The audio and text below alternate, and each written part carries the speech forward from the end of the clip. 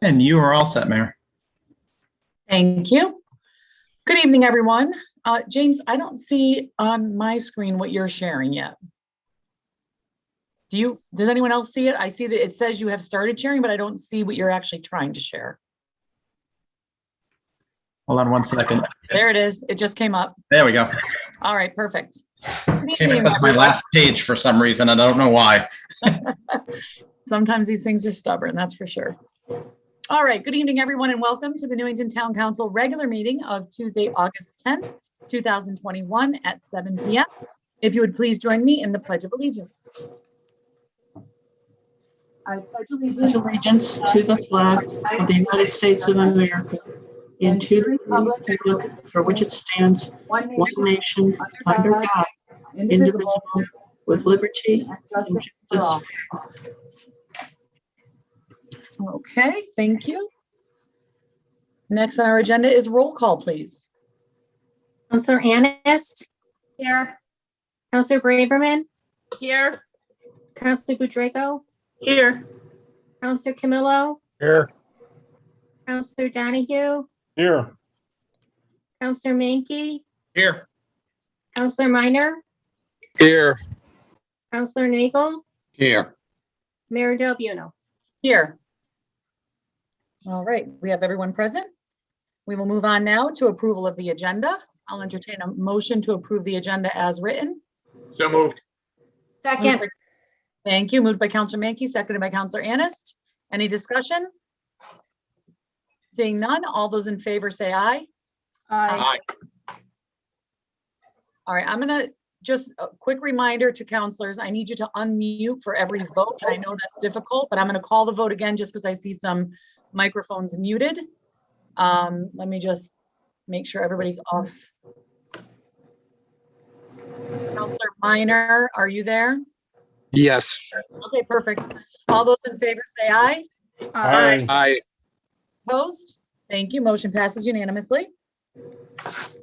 Let's see. Next on the agenda is public participation. Any member of the public wishing to speak with us, if you're in the Zoom application, can raise your hand in the participants window.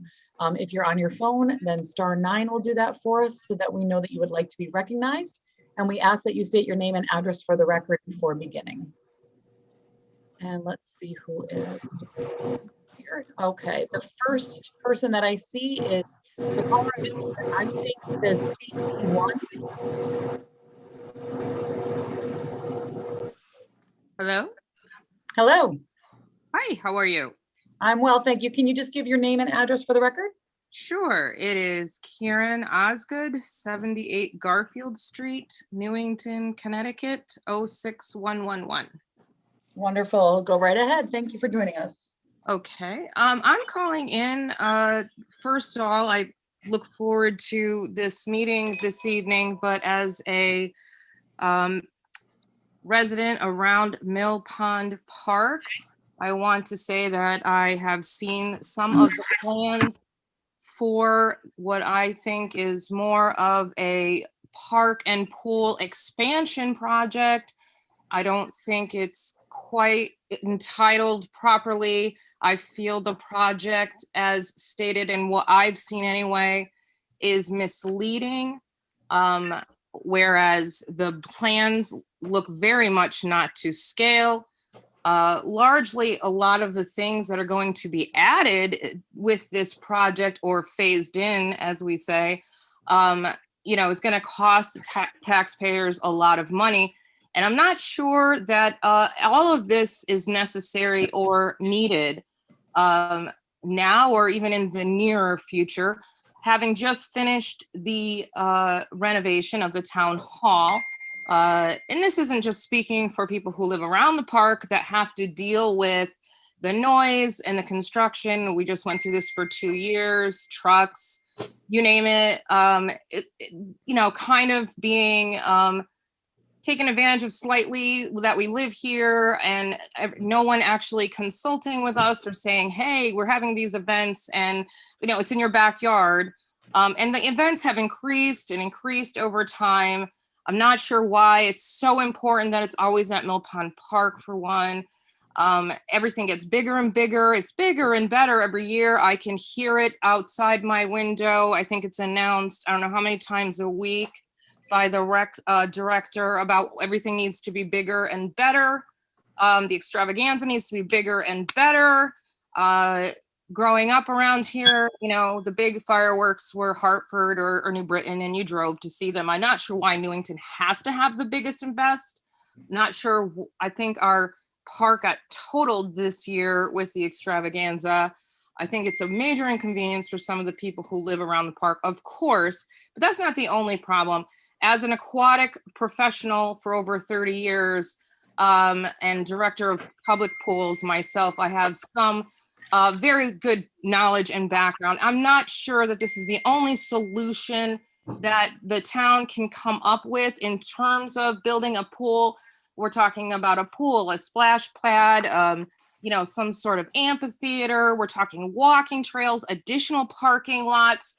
We are talking about way more than just moving a pool supposedly about the same size to Garfield Street, which is going to be in the backyard of some people's homes.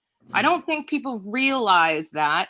And I know I'll be, you know, naysayer or whatever. People can rally on me all they want, but I've been living here in this home for 20 years.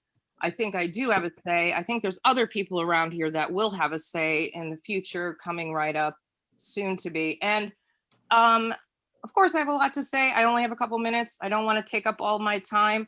Those are just some of the issues, but I feel that the solution, as an aquatic professional, I can tell you there is better solutions for this town. We have 3 pools. None of them work well. Our programming is not that good. We cater to campers, you know, swim lessons, but you can't get a lap swim in when you need to, when you want to. There are so many programs missing. They're not being built. And another outdoor pool is not going to help. I'm in agreement with fixing an outdoor pool, fixing what we have, you know, make it more state of the art, whatever. I was also on the only pool, the first pool in Connecticut and New England to use the solar energy in terms of, you know, supplementing through the pool. And so I'm aware how that works. I don't think it's going to be as simple and as easy as everyone's making this project seem. I want to be very clear about that. I think this is very misleading. And I'm looking forward to challenging these ideas, coming up with further solutions, and helping out in any way that's positive that I can. So thank you. Thank you, Ms. Osgood. Thank you. Okay, next caller with their hand up is Don Woods.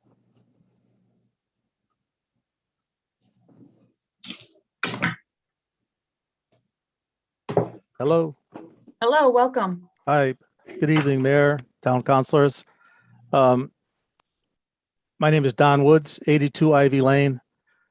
Tonight, I'd like to speak in favor of this project. I think, well, I guess full disclosure, I'm a member of the Town Parks and Rec Board and also on this particular Mill Pond Building Committee. I think, speaking for myself tonight, the committee has done pretty much an amazing job figuring out, going over options, and coming up with the design of a new pool or aquatic facility that will accommodate the town's needs, expand it to some extent by having a splash pad well into the future. But tonight, I think what I really want to do is I made a list of some reasons why I think this might educate yourself, Mayor, and the town councilors and the public listening. I hope I have enough time. So I'm going to start off by saying both pools are 60 plus years old. An average life expectancy of municipal pools is between 20 and 25 years. So needless to say, we have far, far exceeded the life expectancy of both our pools. The town has spent over $100,000 on 2 pool master plans with architects over 6 years. 3 different engineering companies over the years have stated that both pools have outlived their life expectancy and the town needs to replace them. The town spent $60,000 with 2 pool companies this spring to fix as many mill pond pool cracks as possible. Custom Aquatics, one of the firms, wrote a letter to the town this spring stating that mill pond pool is in bad shape, sort of stating the obvious. It is crumbling and hollow in many areas, and at times they elected not to remove any more of the loose concrete areas, which they were attempting to patch since there was no end of getting to solid concrete. Architects have stated that if the surface is this bad on the visible side, the underside of the concrete is more likely worse. Mill pond water is pushing through the cracks of the concrete pool. We need to keep the water in the pool year round to keep up the hydrostatic pressure to keep the pond water out of the pool. The town also spent $15,000 this spring to build up and change the drains in Mill Pond Pool to meet current health codes.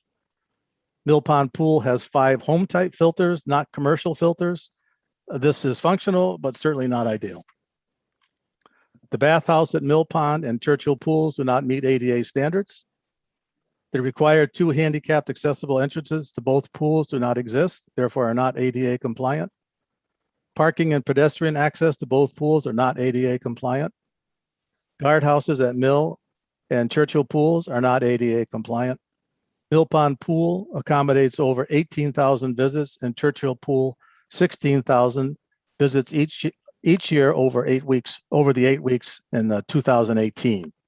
In 2019, Mill Pond Pool accommodated over 22,000 visits and over 17,000 visits went to Churchill.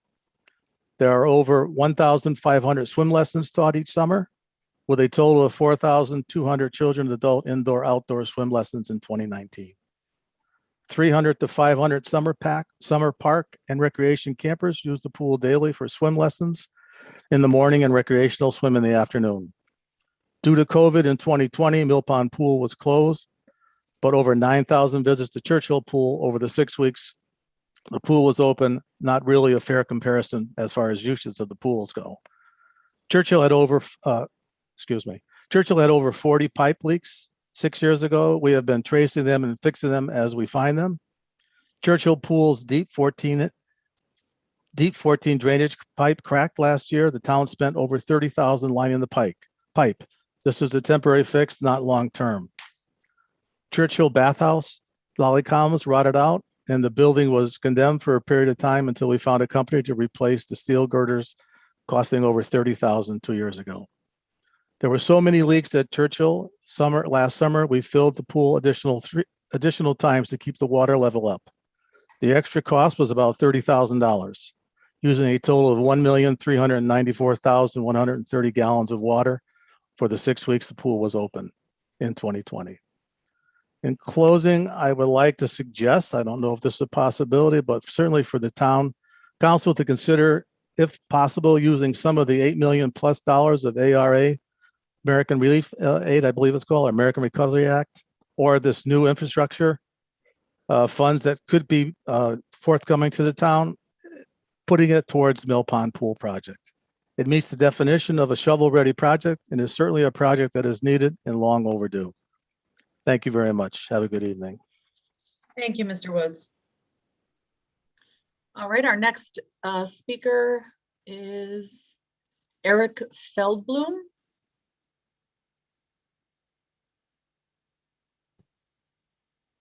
Oh, I apologize. It looks like this is Phil Knowlton, and okay.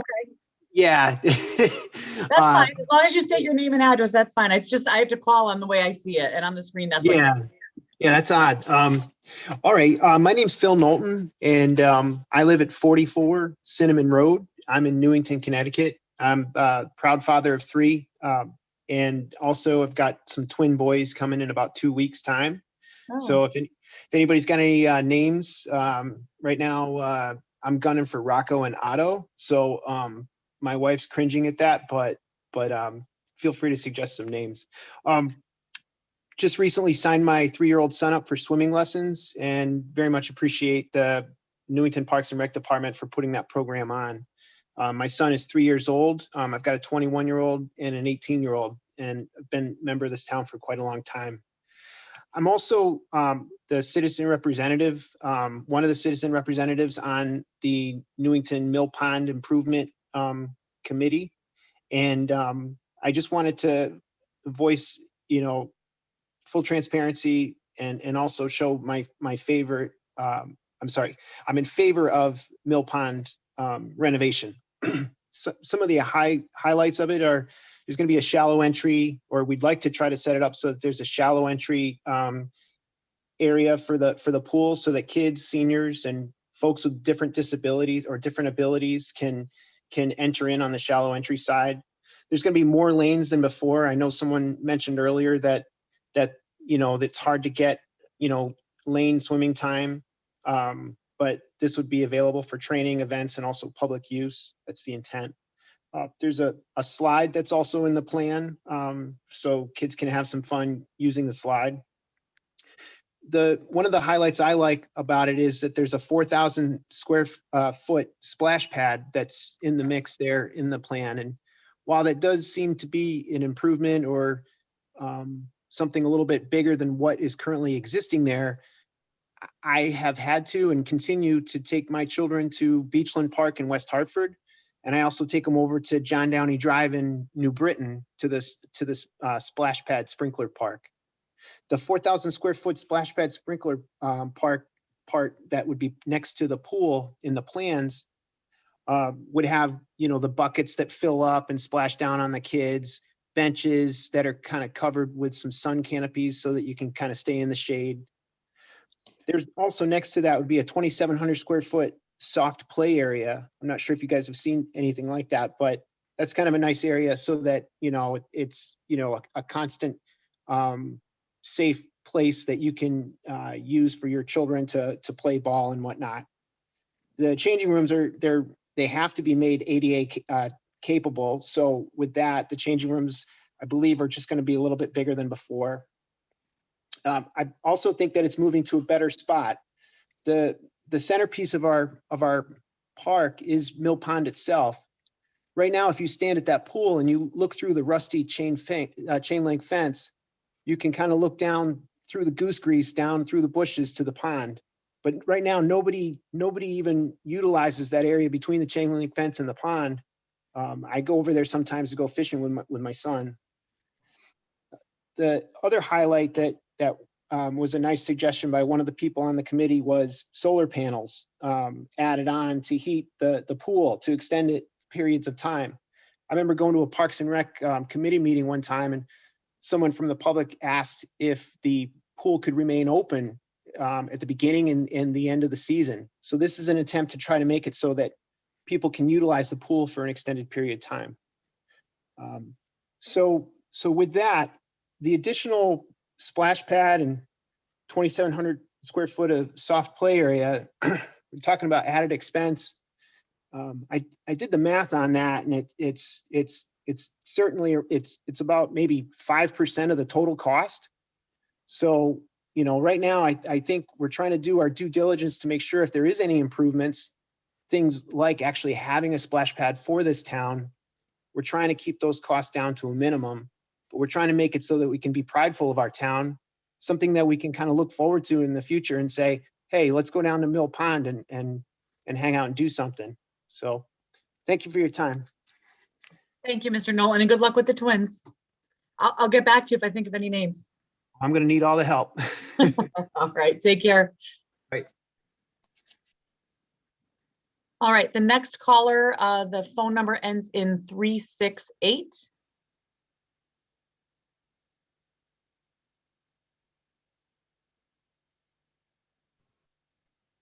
You may not realize if you are on your phone, hit *6 to unmute yourself.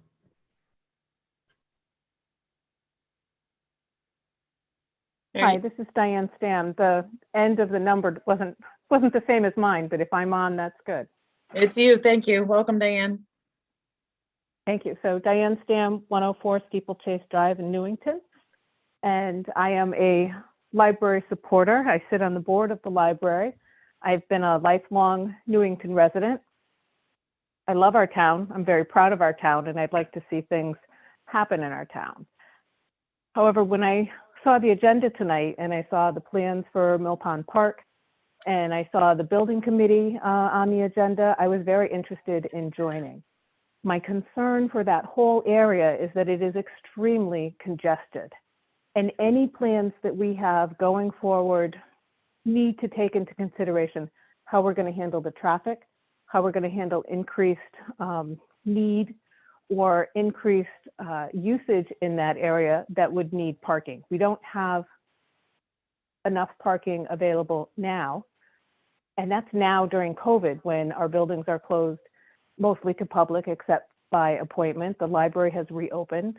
Years ago, before we had COVID, the library was so congested that the staff came up with the Lucy to Go program, which allowed people to reserve books in advance and then pick them up from the driveway because there was no parking available. We're still in that situation. So again, when we think about what's happening, what goes on, I did a brief read through the Mill Pond Park. It was disheartening to think that nobody's looked at dealing with the congestion in that area. The library's busiest season are the 8 to 10 weeks in summer. I would imagine the pool's busiest season are the 8 to 10 weeks in the summer. So I'm interested to hear the presentation later tonight to see how they're addressing those concerns and some of the things that are going on there. I'm also very interested to hear what's going on with the overall building projects in town. I know that the town had paid for a study. I remember hearing it was over 500 pages long. And we do have many areas. It's not just the pools that was stated earlier that need attention. There's many buildings. I've recently had the Anna Reynolds School go up. There's discussion about what the fire departments need, what all these other buildings need. So I would like to see the town get their arms around what's needed. And instead of attacking things piecemeal, really give a thoughtful presentation. And I think you're well on your way to doing that from what's on the agenda. But I'm happy to sit back and listen and hear what's going on. I think it greatly behooves the town for us to look at the town as a whole and see what we're going to do moving forward. But that campus area is very congested, and everything and anything that goes on in that ought to have some kind of remediation for that congestion, trying to figure out what assets we have, parking on Browning Avenue, maybe the parking down by where the buses are. Can we move things around? What can we do in summertime and other times to make that a more usable area if we're going to invest this kind of money in that? Thank you. Thank you, Ms. Dam. All right, next we have Nick Pizzaferrato.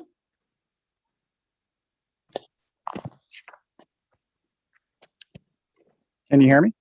Yes, we can. Go right ahead. All right. Well, good evening, everybody, and thank you for the chance. My name is Nick Pizzaferrato. I'm a resident of 314 Walsh Avenue, right around the corner from Mill Pond. So I'm calling tonight in support of the Mill Pond Park project. I think Don and Phil did a really nice job summing up the benefits that this project would yield. Full transparency as well. I've been a member of aquatics for 15 years. So I actually started in Newington at 15 years old and was a lifeguard there for about 9. So I've really gotten a chance to see what it takes to keep these pools running. Don Woods, Mr. Woods, had summed up nicely the costs of having to keep them going over the years. And I can't tell you how many creative things I got to witness some of the pool mechanics do in order to keep these pools running conveniently and cost effectively, and really just overall. Unfortunately, the pools are over 60 years old. I believe Mill Pond was built in 1960 and Churchill in 65. And they're just far, far beyond what they're supposed to operate for. The pools themselves, the configuration is unique. And to speak towards overall programming that came up earlier, it's tough to program pools that have a unique layout, and things like lap swim that are very popular. It's tough to do when the lap pool falls right in the middle of a main swim area. The nice thing about the new layout is its overall configuration. And with the zero depth entry, you also accommodate those that are handicapped and children that may just be learning to swim that have trouble entering the water on their own. It's also a great place to start trying new programs as well, besides lap swim. With the zero depth entry, you'd have different levels of the pool to start trying aqua size programs or aqua Zumba, other aqua aerobics classes as well. Currently, I am in Rocky Hill as their aquatics and recreation supervisor, and I was fortunate enough to be in Newington for years and really get to see the impact that the pools have on this town. And we get tens of thousands of visits, and there's no fudging numbers there. I've witnessed it for years. The pools here are very popular, and other pools I've worked at, other pools I've seen, other rec supervisors I've talked with, Newington's pools are one of the more sought after pools in the area.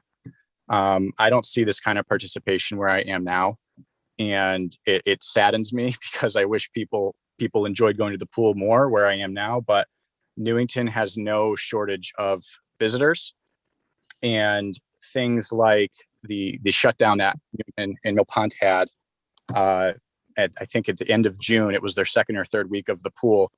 That's unfortunately, I hate to say it, but that's probably just the beginning. I think things need to move, and once we lose the pool, we're going to have a lot of people that aren't being served. And like I said, tens of thousands of visits every year. I plan on having kids. I'd like to be able to send them somewhere. And by the time they're old enough to start going to the pool, I fear that we are going to be too late and we're not going to have a place to send them. So I appreciate everybody's consideration. I know it's a tough decision, but I think you benefit a whole lot more people by choosing to move this project forward. Thanks. Thank you, Nick.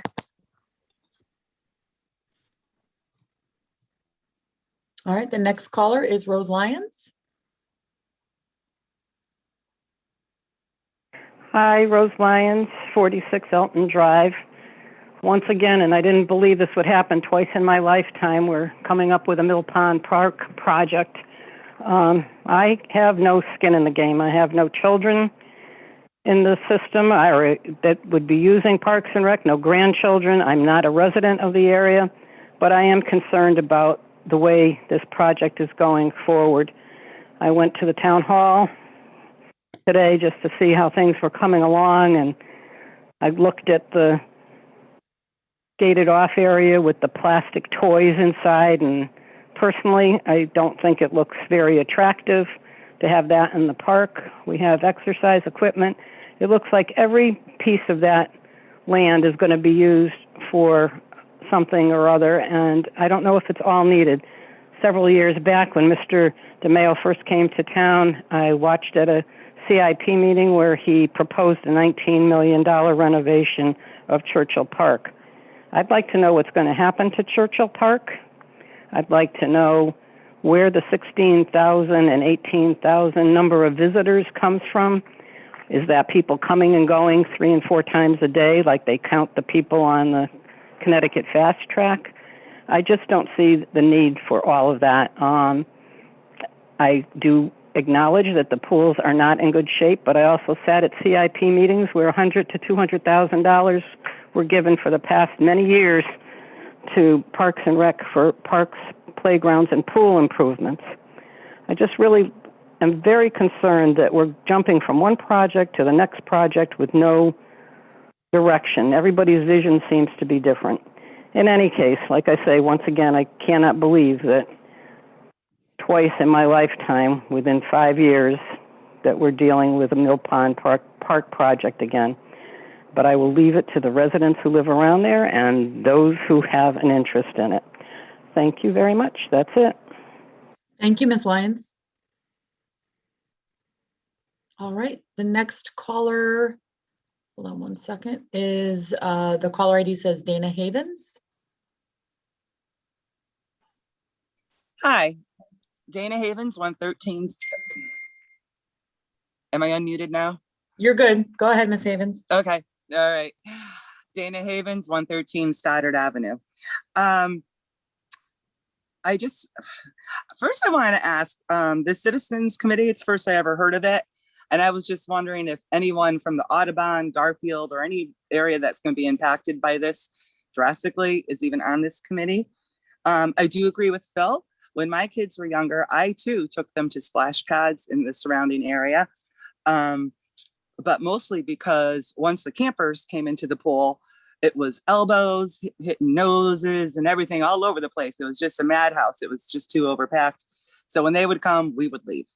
Don mentioned how both pools, Churchill and Mill Pond, are in need of repair. So I'm a little concerned about the scope of this project, spending so much money here.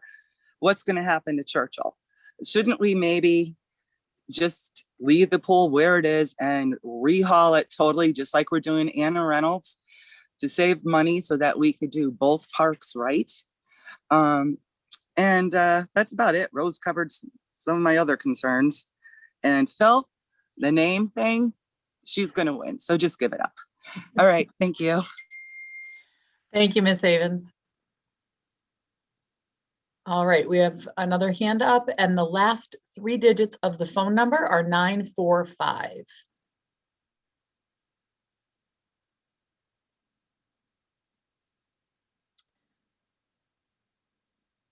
All right, the caller ID is 945, or the last 3 digits. Are you there?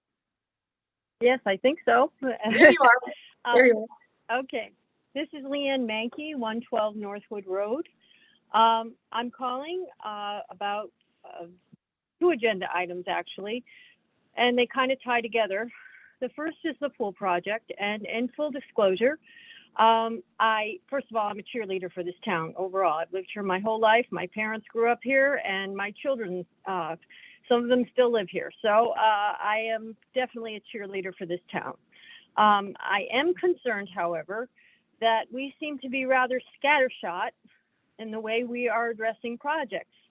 I am a little confused because my understanding in one of the agenda items is about establishing a permanent committee to address how we prioritize at least my understanding is, of our CIP projects as we go forward. And the various departments have spent the last year with assessments and whatever else. And I'm a little confused as to the Parks project coming on separately, while we're also entertaining prioritizing all of our projects that need to be taken care of across all the buildings in town. We have public safety buildings, education buildings, the library, senior center, and the pools. They all need to be addressed, but there seems like whoever can yell the loudest gets the attention, and I don't mean that to be in any disparaging way. I agree the pools need to be redone, but I also have a concern that we're just going about this without any real plan or thought about how to address things as we go forward.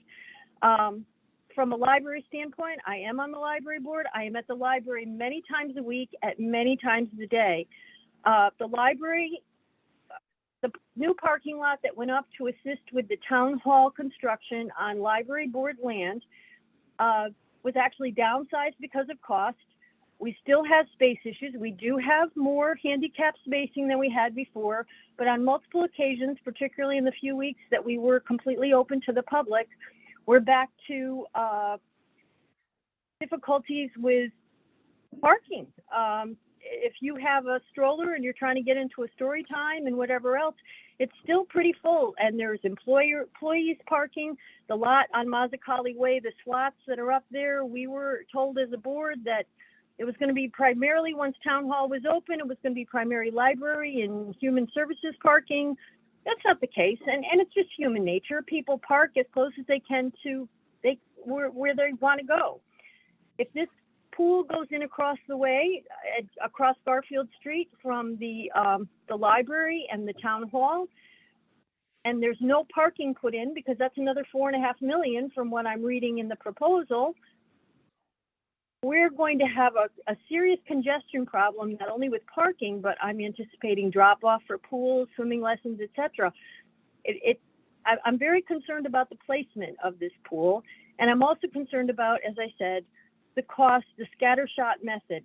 Are we addressing all the needs in the town, or are we just going with the prettiest, biggest bubble and deciding this is a nice thing to do? I really would like to have this evaluated by one committee and look at this as all town needs, rather than everybody jumping up and with their hand up and saying, take me, take me. That's not a healthy way to have our town go forward. I do agree the town pools need attention. My kids went to them, I went to them, and they're the same pools, and I know there are issues, and they have things that have to be taken care of. But you know, we have the new town hall, we have things that need to be addressed. I don't mean to be a person who you know, is trying to say, look at things, you know, a long-term, you know, and say, don't pick that project over this. But if I'm looking at this as a homeowner and the town being the homeowner, if I have a pool in my backyard and my pool needs to be repaired, but I also need a new roof and I need a new furnace and I need to put an addition on because 3 kids are sharing a room with grandma, I'm not going to bulldoze the pool and put in a new pool. I have to prioritize what is important. And as I said, I'm having a really hard time wrapping my head around this. Thank you. Thank you, Ms. Mankey. All right, I'm going to give one more look. I don't see any other public hands up at this point. Okay. Any counselors receive any correspondence that we need to acknowledge at this point? I did not. I have none. Okay. I have none. Okay. Thank you. So we will continue on with our agenda. The next item is remarks by counselors on public participation. Counselor Mankey. Yeah, just to Mr. Knowlton, Timothy. All right, thank you. Any other council comment on public participation? I know most of what was discussed during public participation, we're going to get into the meat of it as we get into our agenda, so I understand that. Counselor Donahue? Yeah, just a couple things. Phil, how about Churchill and Mill Pond? That would be 2 good names. You can call them MP and CH. Just a couple things. You know, I'm the chairman of the Mill Pond pool committee, and you know, just to clarify things. I mean, we were not given options. We got to see where it could go in the park, but we were presented with a set of plans that said, "This is what we want to build." So I didn't see a lot of options. You know, Councilor Ennis did suggest the solar panels, and I think there's a soft roof, but we did not have options. We were just shown a set of plans, and this is where it's going to be built, and we feel this is the best place to build it. Thank you. Thank you, Counselor Donahue. Counselor Camillo? This regards to Don Wood's comment about the American Rescue Act money. When this started, Bill had mentioned that if we had a shovel-ready project in the building committee, that he could get a grant for $8 million and it would cost the town $1 million. So I don't know why we're looking at the other money that could help the other infrastructures in town. Thank you. Thank you, Counselor Camillo. Any other counselors? All right, seeing none, we'll move on in the agenda. The first item that we're going to address now is consideration of old business, and we have before us the health update for COVID-19. I know we do have a few folks on with us this evening, but Mr. Chapman, would you like to get us started? Yes, as you all know, COVID is back in town. We do have Director from the Health Department, Charlie Brown, with us, as well as Megan Mankey, our Emergency Management Director. So I'm going to turn it over to Charlie first, and then we'll pick up Heather. Megan after her. Thank you. All right, great. Welcome, Charles. Yeah, I wish I didn't have to keep coming here and talking about this, but it just seems to be the way things are going. As of this afternoon, let me just pull up the numbers. Newington's up to total cases 2,822. Total deaths at this point is up to 102. We are continuing to see a resurgence across the state and across the nation at this point. We're in our fourth surge, and this is due to the Delta variant. It's about 83% of the cases that are happening in Connecticut are of this particular variant to the original virus. And we're actually seeing quite a bit of impact at this point, where we see the ICUs being impacted in our region up to about 88%. And what's concerning to me is the pediatric ICUs at this point are full of at about 92%. So we have very little capacity within the hospitals to address the surge that we see coming. We're in the exponential phase of the surge, which means that every day the numbers are going up exponentially. This morning, when I checked in on the numbers that the state puts out overnight, we had 4 cases. This afternoon, we had 24 more. Contrast that with a month and a half ago where we were seeing 1 or 2 cases a day. So it is something that we need to take very seriously. This is a virus that will definitely infect those people who have been vaccinated. The vaccine itself is designed to help protect you, and it does a pretty good job of keeping people who've been vaccinated out of the hospital and out of the morgue. That does not mean that you can't contract this virus even though you're vaccinated. And it does not mean, and this is what we're concerned about, that you cannot spread this virus if you've been vaccinated. So, once again, we met with all 4 of our town managers, all 4 of our town mayors on Friday. And our recommendations to all 4 were to mandate masks in all town facilities and to go to an appointment basis for critical town functions, just as a manner of being able to protect that critical staff as a resource to assure that we still could move forward and function as government. Megan, I'll turn it over to you just to see if I missed anything, and then we can bounce back. Thanks, Charlie. So I'm sure many of you, James, do you have the press release? I know he has it. There we go. So I'm sure many of you have seen this. I put it out for 2 months. I didn't put it out at all. That was fun. But for several months, we've been putting out press releases, usually on Fridays. This one didn't go out until this past Monday. And we have a systematic plan that we've developed for Newington that we've been following for several months. And it just, the next page, James, there you go. It just shows what we're going to do in each phase based on, there we go, what color we're in. So for 2 months, like I said, we were operating in the gray, which was great. And then we went back to the yellow. We're in the orange now. I expect that we're going to be in the red on Thursday. But the reason that we do this is so that one, staff knows what to expect. It helps them plan a little bit for, if the doors are open, if the doors are closed. It allows us to continue offering services where it's not just a cut and dry, we're either open or we're closed. We can kind of phase in and out of it depending on what our status is. And the biggest thing is that it protects both our staff and our critical workforce, like Charlie mentioned, and helps maintain that critical workforce. But it also protects the public. And right now, there are very few things that we have to combat this virus. And these are the things that we can do to protect not only ourselves internally, but also the general public. And I mean, you can imagine if we have, the whole, sorry, James, but the whole town clerk's office has to quarantine or has to isolate, there goes the town clerk's office. It's the same as, our registrar, our tax collector, any town office where this gets in there. And we already have seen that a little bit more so in my experience in the last couple of weeks internally than we have throughout the last year and a half. But that same thing could happen to our fire department. That same thing could happen to our police department.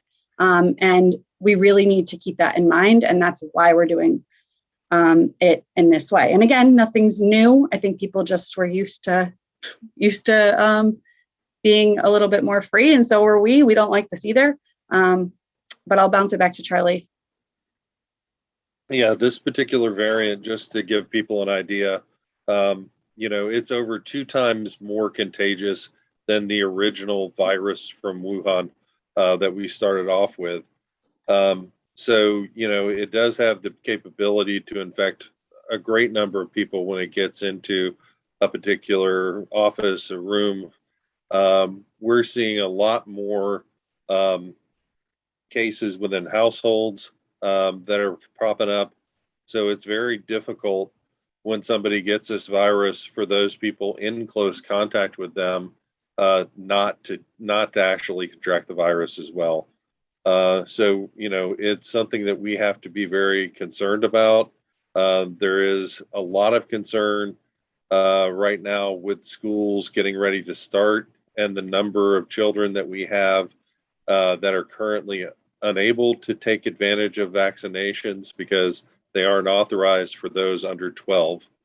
So the only things that we have to be able to protect those students are just a number of mitigation strategies like masking, assuring that there's ventilation within the school systems, good contact tracing, and the ability to make sure that they do the basic things like the 3 W's, washing their hands, wearing a mask, and social distancing, like watching your distance.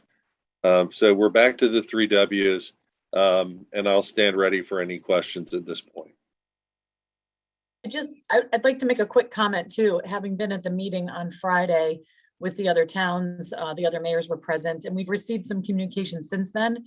But this plan that you see on the screen right now that Megan developed in conjunction with, I'm sure, many other folks, including Charles, but this plan, other towns didn't have something like this necessarily. And we've gotten some really positive feedback. I want to give Megan like a round of applause and thanks for developing this for us, because quite frankly, the other towns were in awe of it and have emailed us to say that they are now adopting this plan for Wethersfield and Rocky Hill.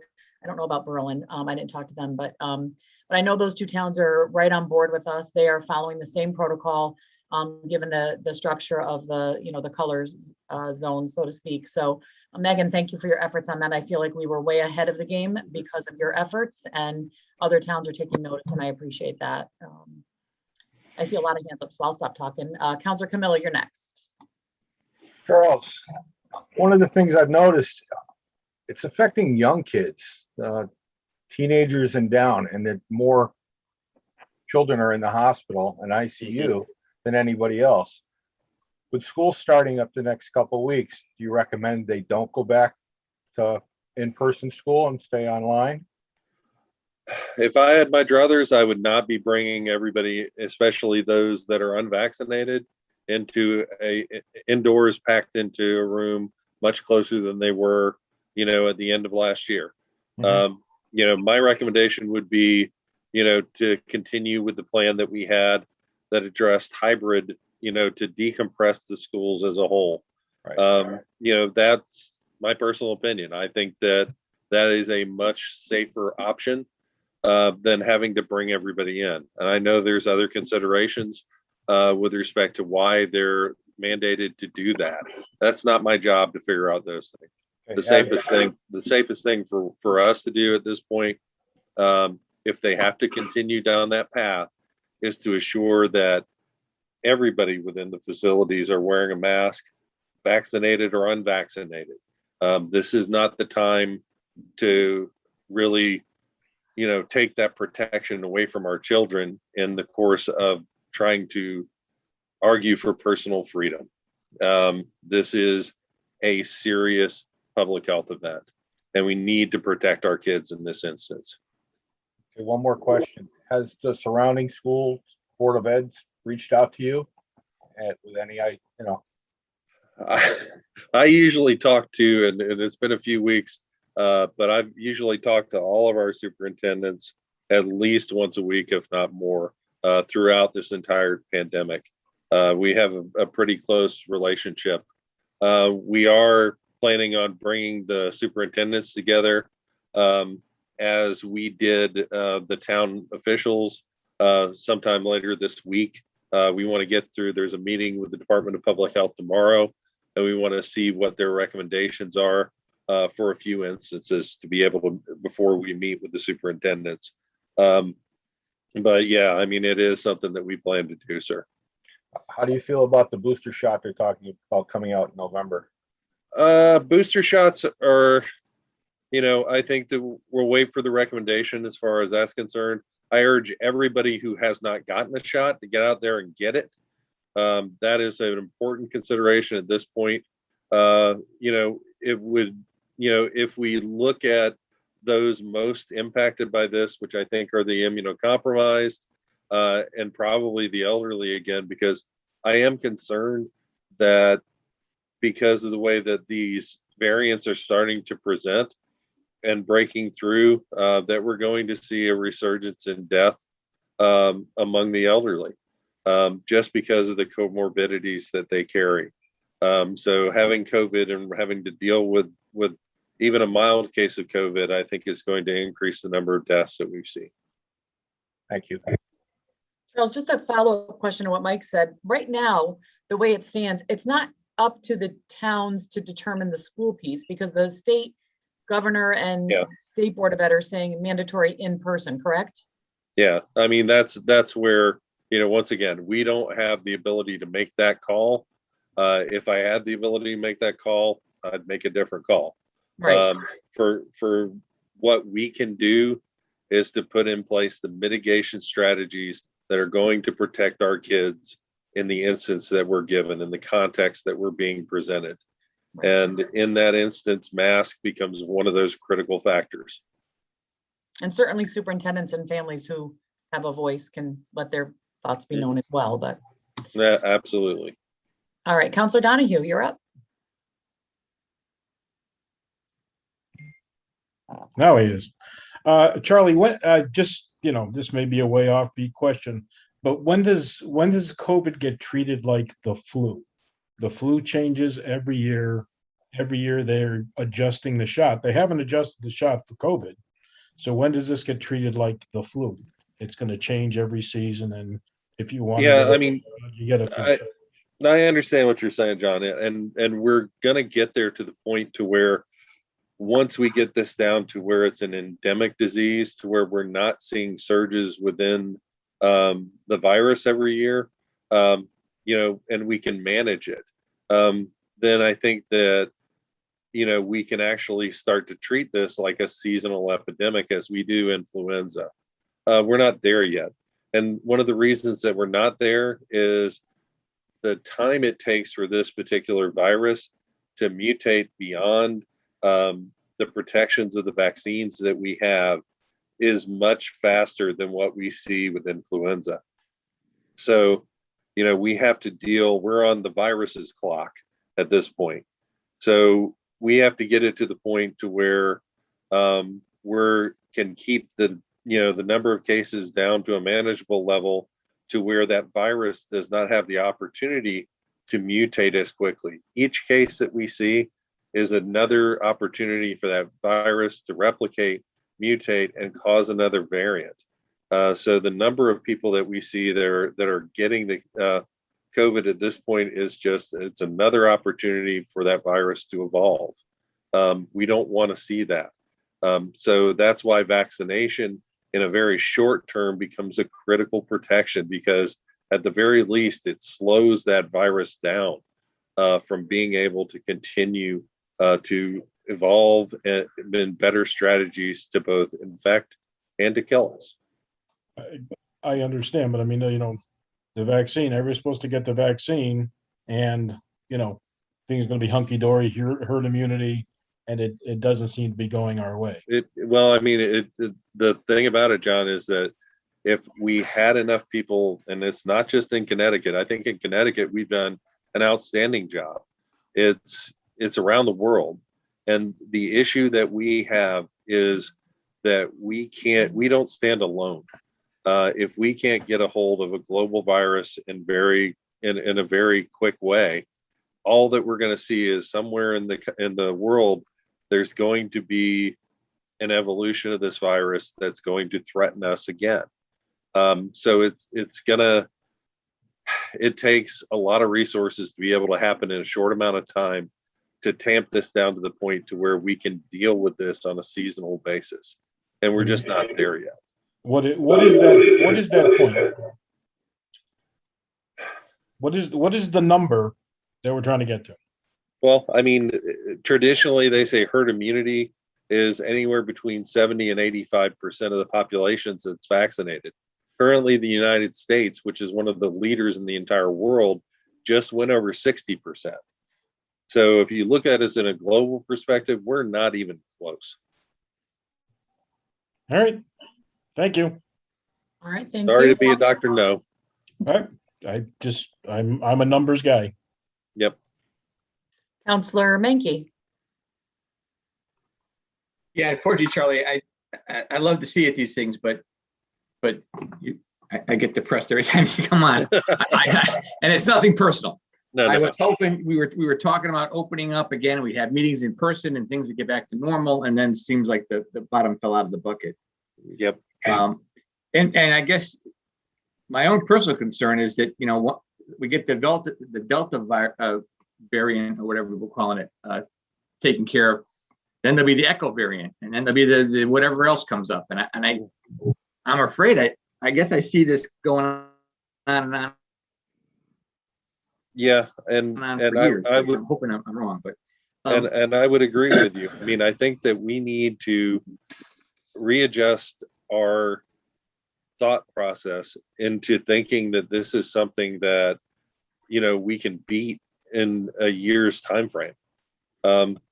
That's not, I think, a reality in this situation for a variety of reasons. As I said, the resources that it takes to be able to knock something like this down and make it manageable is just an incredible amount of resources. And in a global society, it's very difficult to do. I think that our goal should always be to be doing the right things locally and to be able to support, those things that go beyond that. As if we're doing those things, we can be an example. And I think that if you look at the nation right now, the Northeast region really can be shown to be an example of what the right thing to do is. Because of our high vaccination rates, at this time, we're not seeing the number of deaths that they're seeing in other parts of the nation. So, we really have to continue to do the right thing, continue to monitor this, and that's one of the reasons why, we have public health, professionals like myself. That's what we do every day, is to look out. Right now, Lambda is the next variant of high concern that's beyond Delta. So we're actually looking at that and what expansion it potentially could have and how it impacts, people that are contracting it at this point. I understand that, and we're just a small little town council, a small little health district, and a small little state, and we're just a small little blip in the world. But my main concern is, as this goes on, economically, psychologically, there's some major ramifications if this goes on, continues to get the Lambda variant and the next one, and I don't usually, not a doom and gloom guy, but I am getting more and more depressed. Yeah. And I'm sure other people that are the same, we thought we were out of this and now we're back again. So, and trust me, nobody is more disappointed about that than I am. You probably could use a vacation by now. Do you have any numbers on what percentage of Newington residents are vaccinated? Yeah, hang on one second. So when we're looking at vaccinations, I think Newington's done a pretty good job. For those fully vaccinated, above 65, we've got 93% that are fully vaccinated in Newington. Those 45 to 64 are around 77.75% vaccinated. 16 to 44, about 65% vaccinated. And from the 12 to 15s, unfortunately, that's the lowest number at 34%. And, where we're seeing the cases that are actually being in the hospital at this point really are in that younger cohort, starting at about 30 and below. And generally the ones that are showing up in the hospital are those that are unvaccinated. Well and above, probably about close to 97% are completely unvaccinated. So, and at this point, those that are under 12 don't have the opportunity to be vaccinated. And that's my final question is when will the under 12s be able to be vaccinated? They're talking about here in a matter of weeks. So maybe the end of September, early October, there's a possibility that they could approve the Pfizer vaccine at that point. And they moved that up from January when they were projecting it. So I think that, as this variant is evolving and spreading throughout the country, there is, they are seeing that we have a significant segment of our population that could be, impacted by this. So I think they're trying to move up what they can to address that. Okay, thank you. Thank you. Counselor Minor, you're next. Thank you, Madam Mayor. Charles, just real quick, if on the contact tracing, what type of numbers are you seeing daily? And are we contact tracing to try to figure out if there's any single sources of origin or where they are? Because I noticed 2 weeks ago, Newington, for whatever reason, was a hot spot. And was it a hot spot due to any activities that we were able to trace to? Yeah, I mean, we do have our contact tracers working every day, and the numbers have gone up quite a bit. Whereas I mentioned about 6 weeks ago, we were dealing with a case or two a day, where now we're dealing with, 25 to 35 cases a day over the last few days. So our contact tracers are actually, it's difficult at this point when you're seeing spread within the community to pin it down to one particular source. We have seen outbreaks, and this is where we're trying to follow up with those cases as we see them. In summer camps, we've seen outbreaks in some nursing homes, and we're actually starting to see more nursing home cases coming up here, which is concerning for two of our towns, especially Newington and Rocky Hill. I haven't seen a lot in Newington, but we've had some significant outbreaks in Rocky Hill in a couple of facilities, specifically ones there. We've had 14 of 15 people contract a virus, all in the same ward, and 14 out of 15 of them were vaccinated. So fortunately, we've only had to send one of them to the hospital from that point, but it does show how quickly something like this can spread. Okay, and was that staff or was that due to a new patient at the facility, or how do you think that got in there? We haven't been able to pinpoint how it got in there because, unfortunately, these things at this point are like a sieve.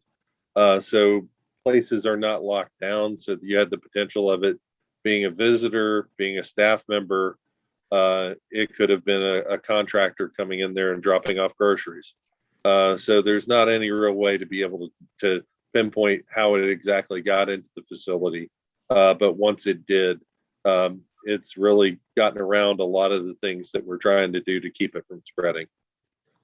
Okay, and just one last question for you. It's my understanding that there's some permanent FDA final approvals on at least one of the vaccines that is expected short term, because I know there is some hesitancy from some younger people that I'm aware of that they're not comfortable with an emergency authorization. They would feel better if it was approved in full. Yeah, and I can't really answer why they haven't done that yet. I mean, from everything that we've heard, it's not like they're collecting additional data to be able to support it, that there should be enough support for the FDA to approve it. I just don't know as to why they haven't done it, because I completely agree with you. I think that, there is a segment of the population that's looking at this and waiting for that approval in order to get the vaccine. And even if it's a small number at this point, I think the quicker that they can do that, the better. Okay, thank you. All right, thank you. Counselor Nagel? Hi, Charles. It's always a pleasure to have you here. Unfortunately, the subject matter is not one that we want to hear. A number of my questions were answered, so I won't repeat what others than you have already cleared up on. But for those of us in Newington and the surrounding towns specifically, when we went into red last time, I remember we were advised to wear gloves to the grocery store, to wear masks everywhere, to washing off our groceries, to not going out of the house, and so on. So when you see it going to red again, what does that mean to the public? And what should the public be doing outside of what you've already explained, especially in terms of schools and public buildings? Well, I mean, once again, I think that as we look at the red and really what that means to the public, I think it's very much a lot of the things that we call for right now. The 3 W's: wearing a mask, washing your hands, and watching your distance. It's that personal responsibility that we take on to assure that we're not giving this virus an opportunity to spread to us and then beyond us. I think that we need to look at the type of events that we have and that we attend. When we're in the red, it's not the time to do things like fireworks. And I think Newington has been a leader in that, in really saying, is this event necessary, or is this event going to potentially cause more virus to spread within our community and beyond? A lot of the things that we were talking about earlier that were said about the parks and about events along those lines, people don't just attend from Newington, they come here from all over the place. And it's those types of things that we need to restrict as we go into the red from a policy perspective, is to be able to say, okay, now is not the time to do these types of big events because of that. I think overall, if you haven't been vaccinated, get vaccinated. That's a key factor, because ultimately, as you're protecting yourself and keeping yourself out of the hospital, you're keeping that capacity open for people who need it in the case of automobile accidents, heart attacks, the things that we don't think about on a regular basis, because we have that capacity there if we need it. In a surge like this, that capacity goes away. So those regular things that you might survive might absolutely kill you in this instance, because they don't have the resources to be able to manage them in the midst of a surge of this type. So keeping yourself healthy and being able to do the right things to keep your community healthy is what I would ask of all of our residents. Also, thanks for that. I'd like to know how the health district and this moving to red affects businesses in the area and stores and whatever. It seems to be, depending upon where you go, you need a mask, you don't need a mask, you need a mask, you want to put something in your mouth, you don't need a mask, and it gets frustrating or confusing. My policy has been, though I forgot when I went out to get something at a pickup earlier for dinner, is to always have a mask on hand in the car in my pocket. Is that what we need to do, or yeah? I mean, I honestly to make everything equal, that people can readily understand. Yeah, I mean, and I think that we're in that transition phase right now, which makes it a little bit challenging because we don't have every county within Connecticut in that high transmission zone that CDC has been putting out there. But, I think that we all need to recognize that the virus itself doesn't respect town borders. So we need to be able to do those things, like you said, carrying a mask with you. If you're going into public places, wearing a mask. I mean, it's not a lot to ask of most people to be able to do that. It's inconvenient, and I know people don't like to do it, especially since they've had the mask off for 8 weeks now. But it is something that if we do it consistently, we can have shown that we can actually make an impact on an outbreak in a short amount of time through that consistent effort. So yeah, I think that having a mask right now, being able to use that mask consistently is absolutely something that everyone can do to help. Okay, thank you, Charlie. Deputy Mayor Bedrejko? Yeah, Charles, I've noticed, and I'm glad, a lot more people are wearing masks now voluntarily, people who weren't doing it before and who've been vaccinated, which is good. But I've started the past couple days seeing more people putting back on the plastic gloves, and starting with the Lysol desk sanitizers and computer sanitizers. Wasn't it? I mean, this is an airborne transmitted virus, correct? It is. We don't need those necessary. I mean, you got to wash your hands or whatever, but the plastic gloves really did not do much, right? Yeah. I mean, I think a lot of people, as things are resurging and you're even seeing things in the news, I'll use the Middletown Town Hall, for example, that they closed the town hall for extensive deep cleaning. And as you said, it's not necessarily a surface contact spread type of virus. It is an airborne virus. And that's primarily the way that this spreads from person to person, is through close contact aerosol spread. So that's why the mask on both sides of the equation helps to limit that type of spread. I think that people with the gloves and the disinfectant, it gives some people something to do, and it gives them some assurance in that respect that I can do something about it. I worry about that a lot, just because if people I've seen people with gloves on and they never change the gloves, and I would much rather see somebody washing their hands very often or using hand sanitizer than having gloves on and then touching their face and their mask and not changing it. Yeah, I think it's a false layer of protection in that respect. We've shown one thing, and this has not changed. Soap and water kills this virus dead.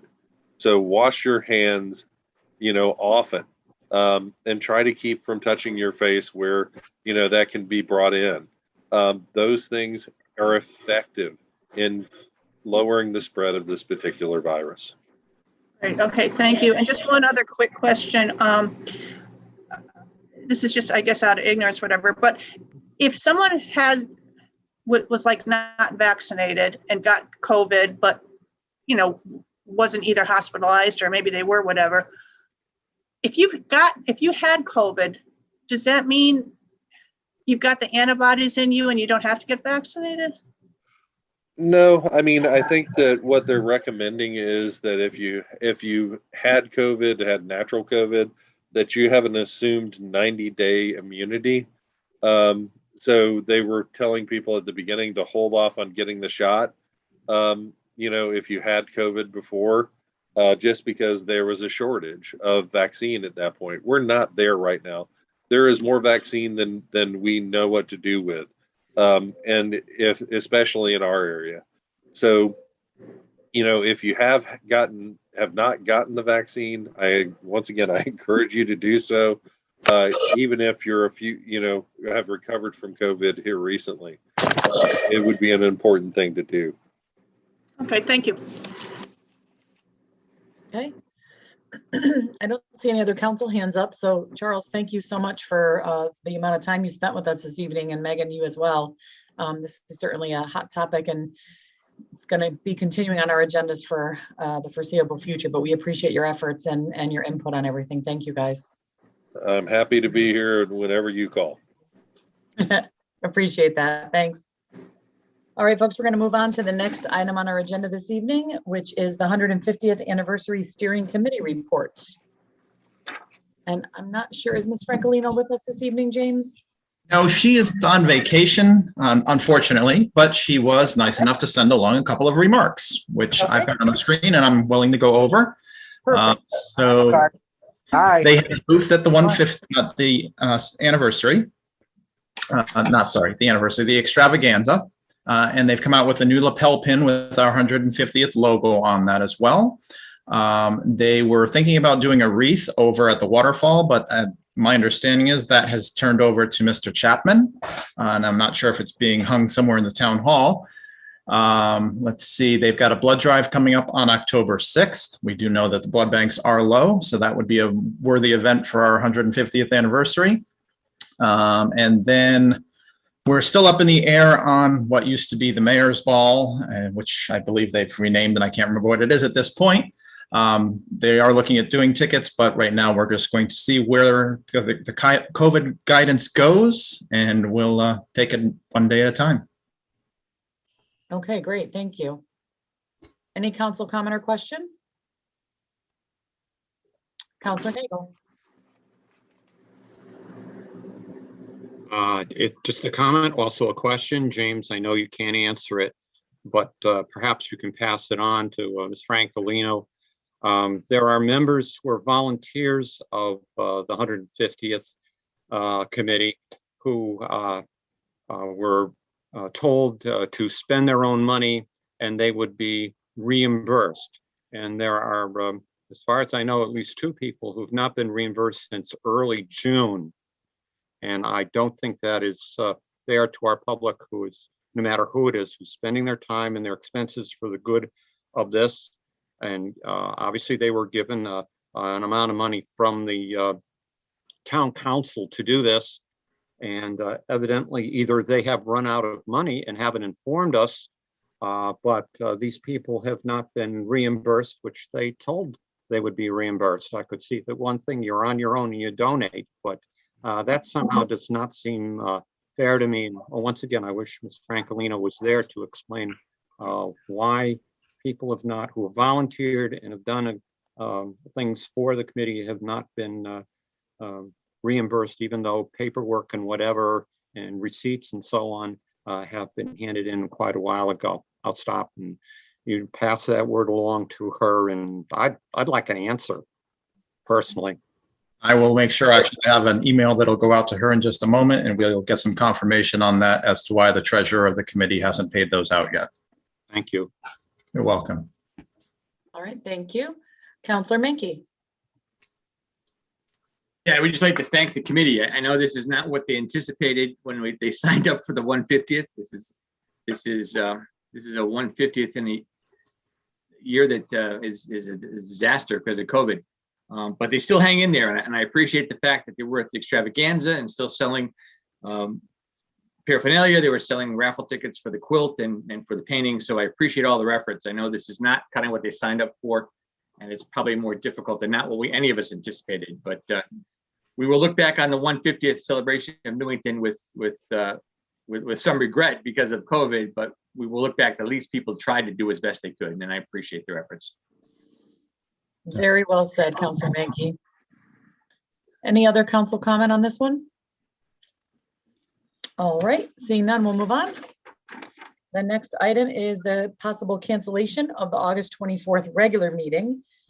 So we just need to decide, guys, if this is something we'd like to move forward with. I think typically this is done, the second meeting in August is canceled, in line with summer and vacations and all of those kinds of things. So this is a very typical item that we do every year or consider every year.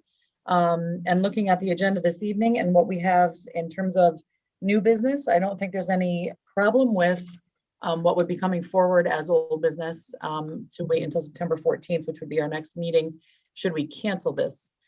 So I will open it up for, I guess there is a motion in the packet. Councilor Camilla, do you want to go ahead and read that in? Resolved that the Newington Town Council hereby moves to amend the approved meeting scheduled for canceling its regular meeting August 24th, 2021. All right, is there a second? Second. Seconded by Councilor Donahue. And now discussion.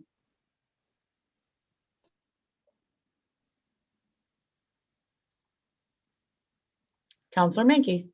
We just point out that if something urgent comes up, we can always call a special meeting to accommodate something that comes up that we haven't anticipated. Absolutely. But we have done this in the years that I've been on the council. This is a common occurrence. We canceled one of the meetings in August. So folks have a chance to get on vacation and spend some time with their families. Thank you, Councilor Menke. Any other council comment or discussion? All right, seeing none, I'm going to look for everybody to unmute their mics.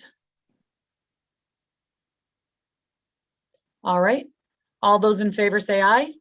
Aye. Any opposed? All right, motion passes unanimously. Thank you, folks.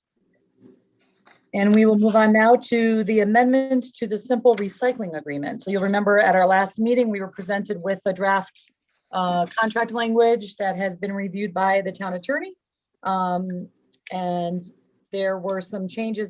We're looking for an extension of 36 more months. They're changing the way that they collect instead of the pink bags. Some other changes to how that would be collected. I know we have Rob Hillman on the call as well. Are you here for this item, Rob?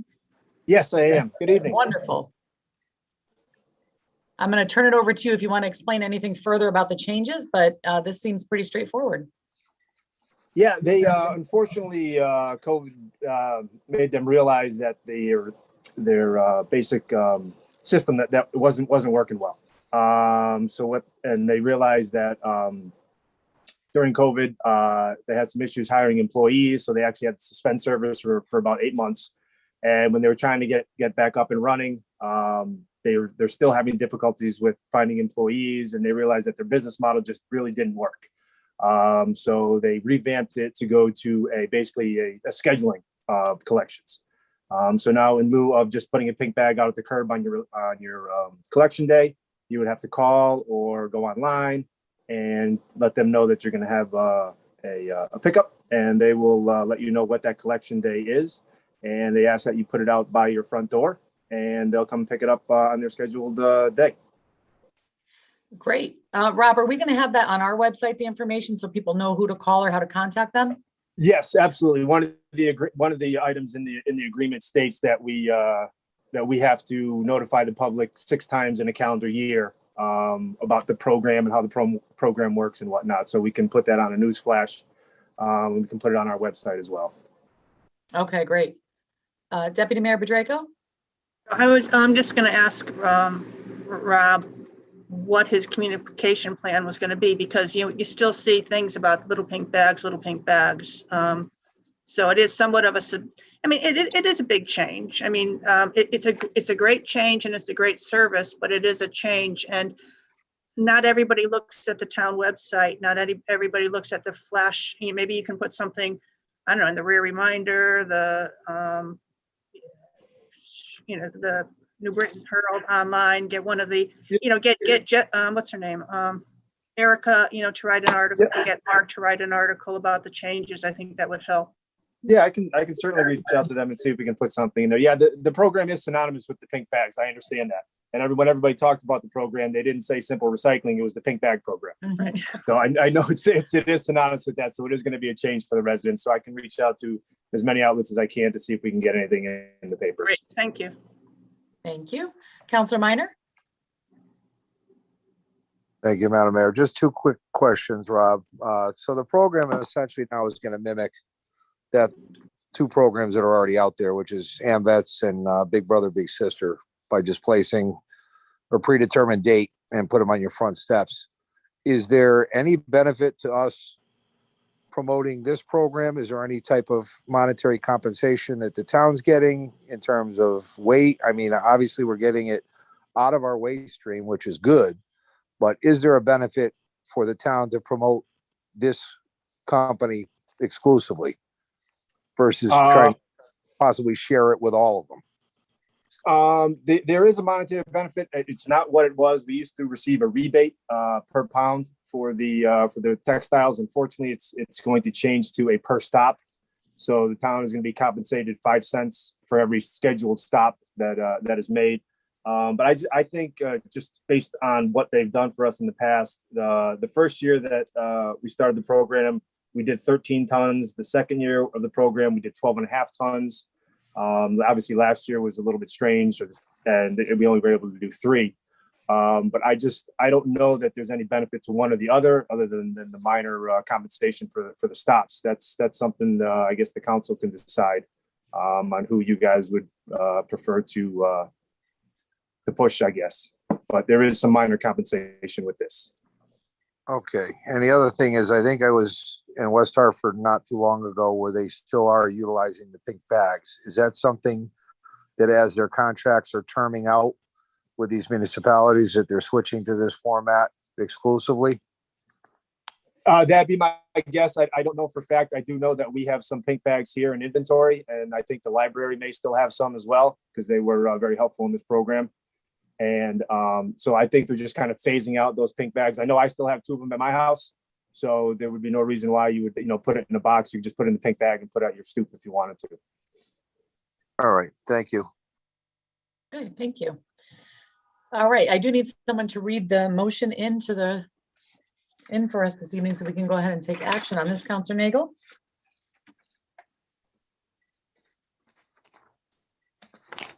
Will do. Thank you.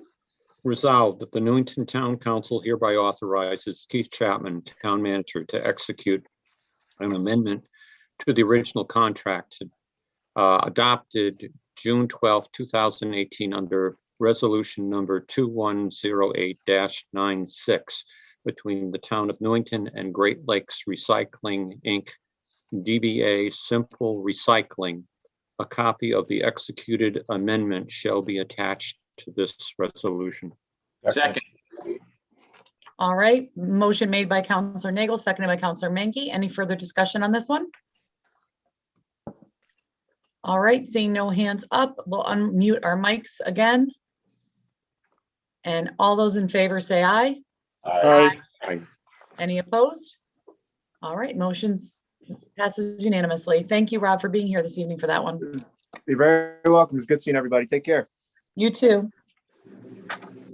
All right, next up this evening is the introduction of the Permanent Municipal Building Commission creation. In our memo, in our packet, you'll see we did during our July 13th and 27th regular meetings, we did have discussion and opportunity to review the draft language to create this Permanent Municipal Building Committee for the management of all municipal projects within the town. The text changes that came out of those meetings have been incorporated into the proposed ordinance for introduction this evening. The town attorney has had the opportunity to review the draft language and only had minor changes. And the process for amending the town ordinance is dictated in our town charter under subsections 405 and 406. Upon introduction this evening, the only town council member moving the ordinance, only the town council member who moves the ordinance may speak about it. Public hearing is proposed this evening prior to September 14th, 2021 regular meeting at 6:50 p.m. So we'd be looking this evening to consider scheduling that public hearing.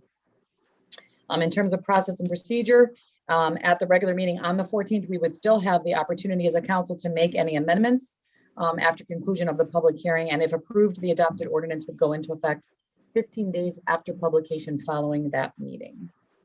So in our packet, we do have the necessary resolutions. I see Councilor Menke's hand is up. Would you like to go ahead and introduce this for us? Yeah, I volunteered for it. I realize I can speak then. That's cool. I'll read it. Introduction. I hereby introduce to the town council's consideration the proposed ordinance amendment to Chapter 8, Boards, Committees, Commissions, and Bureaus, Article 12, Permanent Municipal Building Commission, a copy of which has been filed with the town clerk with the clerk of the council. Resolved that the Newington Town Council hereby schedules a public hearing on September 14th, 2021 at 6:50 p.m. to consider the proposed ordinance amendment, Chapter 8, Boards, Committees, Commissions, and Bureaus, Article 12, Permanent Municipal Building Commission, a copy of which is attached to this resolution. All right, thank you. Is there a second? Second. Seconded by Councilor Camillo. And as mentioned in the memo, the only person that is able to speak on this would be the introducer. So that would be you, Mr. Menke, if you'd care to. Just a couple of quick comments. I think this is something that both sides have been working on to sort of streamline our building committee process. This process would give us a chance to have a professional building committee, people who have some skills in the building trades, some skills on how buildings are built or how buildings are constructed. They would also, if it's a permanent committee, they'd also have skills on how the process works, how it goes from a suggestion from a requesting agency or requesting department in the town, how it works through the finances, how it works through the RFPs for architects and owners reps and all those things that I try to learn on, but I don't have that skill. I don't have that. It's not my skill set. This would be a group of people who have that skill set, and it would make it much easier to move these building projects ahead. It would also the committee would also be able to prioritize what we're doing. So there would be some kind of an order to it, and not just we take this from here and this from here and this from here, and we have separate building committees all working sometimes in conjunction with another, but sometimes at cross purposes. And the committee would then be able to look at the town in totality. They'll look at all of our facilities and all of our requests and all of our needs, and sort of prioritize them and work on that. I know there's been some discussion about, the committee would exclude the people who requested, but that's not the case. This calls for those people to still be part of the committee. It would be ludicrous to build a firehouse without a fireman involved in telling us what they need, or ludicrous to build a library without a librarian, or ludicrous to build a school without some people from the Board of Education or teachers. Those people are accounted for this, and they can speak to these committees and they can give their input. So I think it's the best way for the town to proceed. Other towns are doing it. I think it puts these big decisions that cost the taxpayers money in the hands of people who are professionals, people who know what they're talking about. Okay. Thank you, Councilor Mankey. So we have the motion on the table for the public hearing. We also have a second. So councilors, if you would make sure you're unmuted.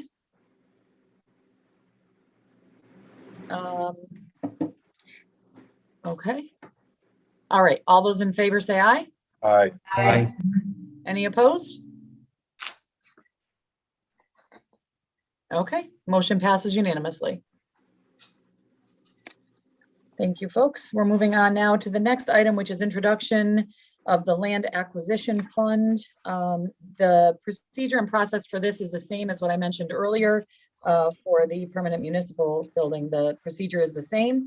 At our council meetings on the 13th and the 27th, we also had the opportunity to discuss language related to proposed allocation, minimum allocation to the Land Acquisition Fund during our budget period each year.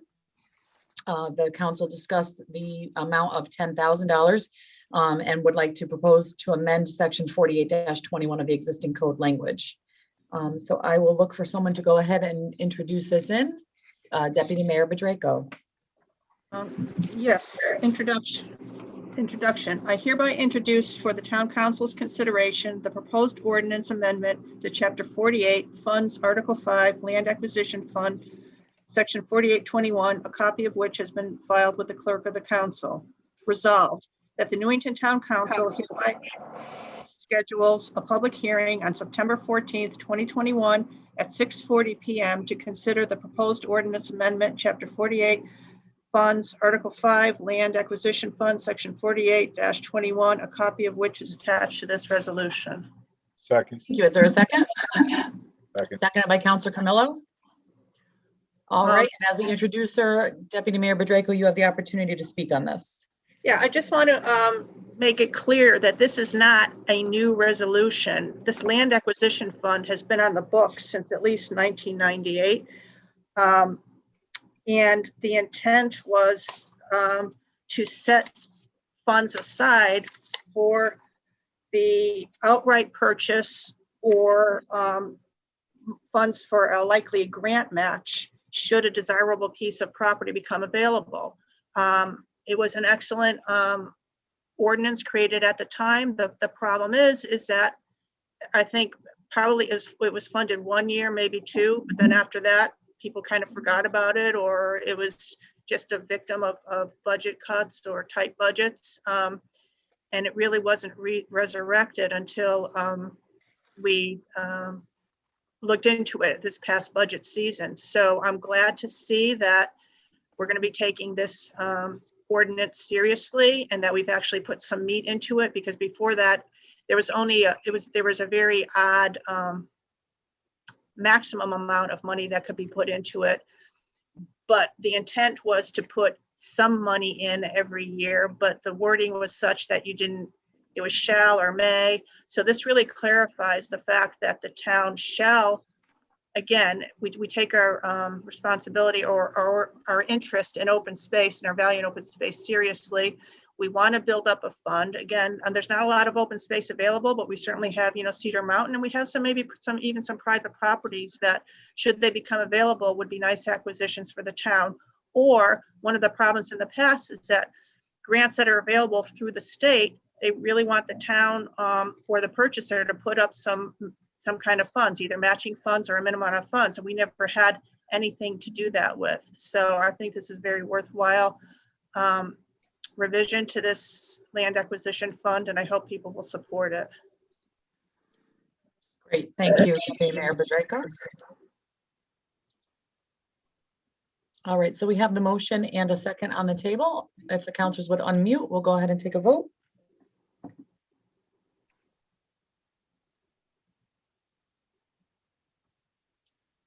I just see one of our counselors is still muted. I just want to give him an opportunity. There we go. All right, everyone, all in favor, say aye. Aye. Aye. Any opposed? All right, motion passes unanimously. So we have 2 public hearings scheduled for our next meeting on September 14th. We are moving now into the section of our agenda called New Business. And the first item under New Business this evening is the Municipal Radio System Project. Glad to see this coming forward. We've been working on this for a while. Mr. Chapman, would you like to take the lead on this? Yes, this is a project that was started, probably 9 months ago or 10 months ago. And Paul Boutot, our IT director, as well as our temporary facilities manager, took on this challenge and has been working with the public safety departments. And he's here tonight to just update you. He's almost done with phase 2 and entering phase 3. So go ahead, Paul, it's all yours. Sure. Thank you very much, Town Manager. Basically, at this point where we are in the project is after the consultant came in, made some recommendations to the town as far as what he thought the direction that we should go in, and offered us his services for phase 2. We looked at the pricing on what was being offered and the work that needed to be done, and Town Manager opted to have that done in-house. So I've been working with each of the public safety departments and developing and ensuring that they have all of their wants accounted for as far as how many radios they'd like, accessories that go with all the radios. Also determined where the initial person that was involved from the consultant made an off suggestion that we go with the state Connecticut mobile radio system, which is run by the state and offered to local municipalities. And that would have required a build out of 3 radio towers in town at an estimated cost of about $1 million a piece on that.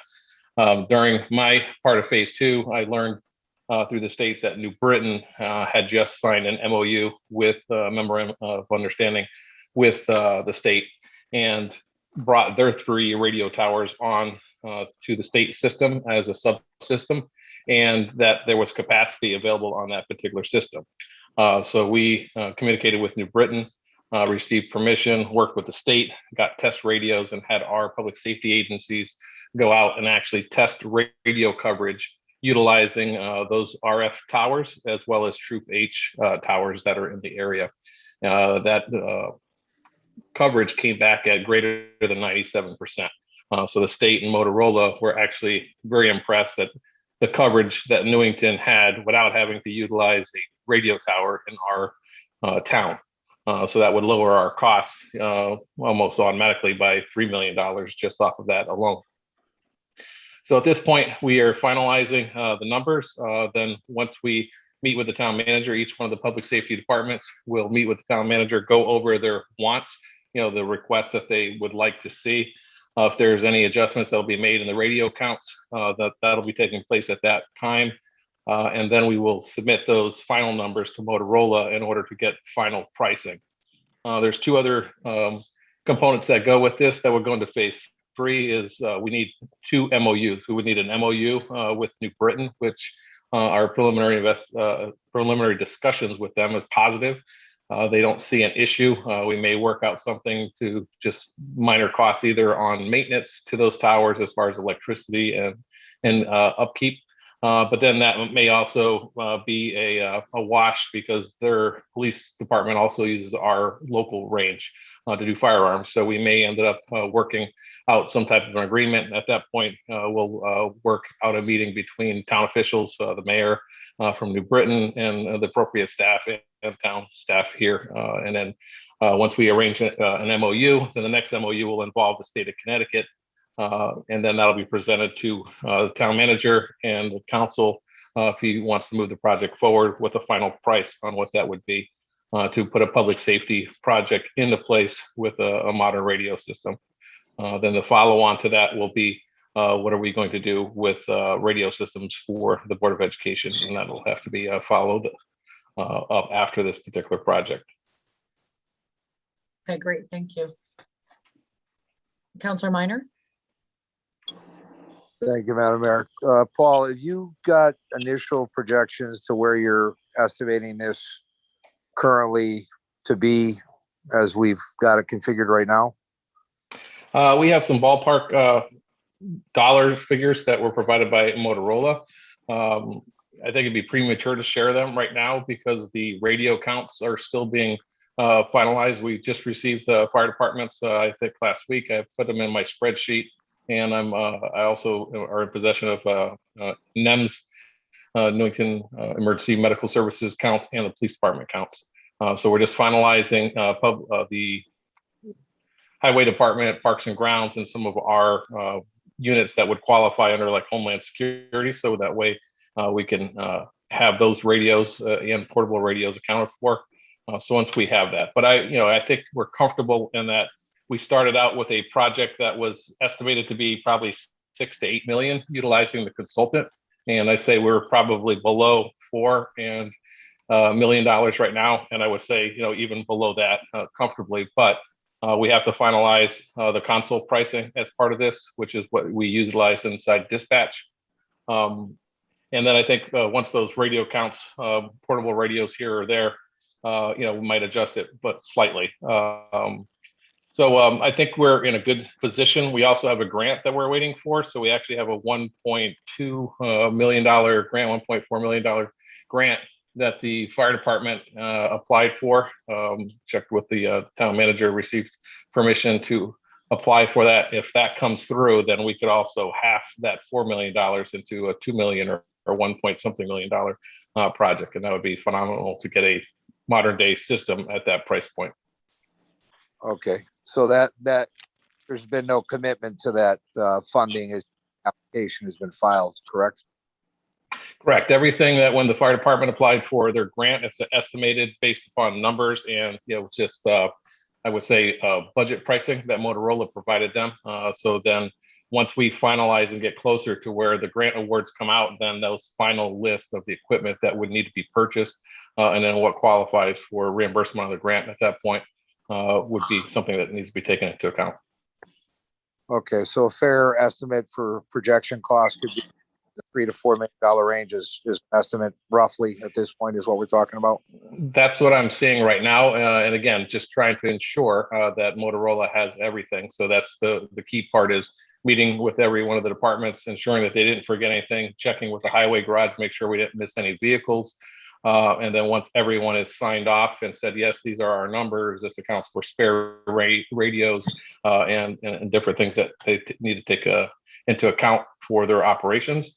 Then once Motorola gives us that final, this is our price tag, then I can feel comfortable in giving that to you. But for right now, I see it being below the $4 million price point and possibly significantly lower if we get the grant. Okay, and just so I'm clear, the decision to not pursue the consultant for the second phase of the project with the state, what was the proposed cost from that consultant or any other consultant to pick over the state side of this? I think I'll kick that over to the town manager. That was his decision as far as whether he wanted to do that in-house and as far as that particular vendor. Yeah, I would just respond by saying that once we got into that portion of the process, I determined that based upon the various department leaders of each of the public safety areas, plus Paul's expertise and mine, that we did not need to continue to pay a consultant for work that we could do in-house. And I have to compliment everyone involved. We are way far ahead of where we would have been if we went with the original consultant on this project. So it was a good move, good decision, and we're glad we're moving forward. Okay, just one final comment. So this, as it's proposed, is covering our interoperability issues that we've had in the past in terms of responding mutual aid to departments that have differing radio systems. So in theory, these would be considered tri-band radios. Am I correct in that? The rest from the fire department is to have tri-band radios, and they've also designated some radios that they want it to be either dual band or single. In the case of EMS, there's a request for some tri-band radios. So again, for somebody that may not know, a tri-band radio would be a radio that would work in different spectrums. So you can actually have a radio that can do 700-800 megahertz. It could also do 450 megahertz, and it could also do lower range frequencies for UHF or VHF. So in the needs of the fire department, when they're talking on a ground channel, or what's typically been referred to as a ground channel, they can be working a fire and then still have their main frequency on a different location, channel, if you will, and then they can talk back to dispatch or to other agencies. Some of those other agencies may have 400 megahertz radios and not 800 megahertz radios. So you need a radio that is able to communicate across the various spectrums that are used by different agencies. Does that answer your question? Yeah. I just want to make sure that we're getting equipment that it's going to allow us to grow into the differing frequency ranges that are each municipality is choosing to go different routes. Right. The inventory, and in this case, the inventory is being defined by the actual agency. So it's not Paul Boutade or the town manager making these requests. It's the fire department saying this is the type of radios that we need, and then this is the quantity that we need. And at that point, I think that's where the town manager will look, just like he does with any other aspect of our budget, is, is this a want, is this a need, and then try to determine it, with the counts and then see where we're going to be at. Okay, and on the Board of Education, from the security standpoint, they're deemed to be not eligible to be on. Is that correct? We've asked the state of Connecticut whether or not Board of Educations could come on. Their concern is the amount of radios. So if you take the amount of radios that the Board of Ed has, it actually outnumbers all three public safety agencies. So they actually have more portables and mobiles than we have for police, fire, and EMS currently. So that cost of a radio, even if you took the cheapest radio in the 800 megahertz range, you're probably looking at a radio around $2,000 compared to what they're buying now for radios that are around maybe anywhere from $400 to $600. So that the state of Connecticut was not willing to bring an entire public safety from an entire Board of Education onto the state system. They were worried about capacity. So at that point, we'll have to, as a town, take a look and say, what is the solution for a Board of Ed?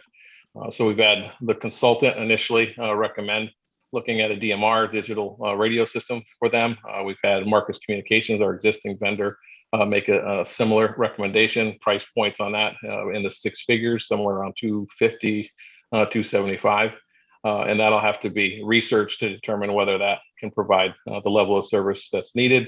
And then also look at the integration at the console level so that we can have interop.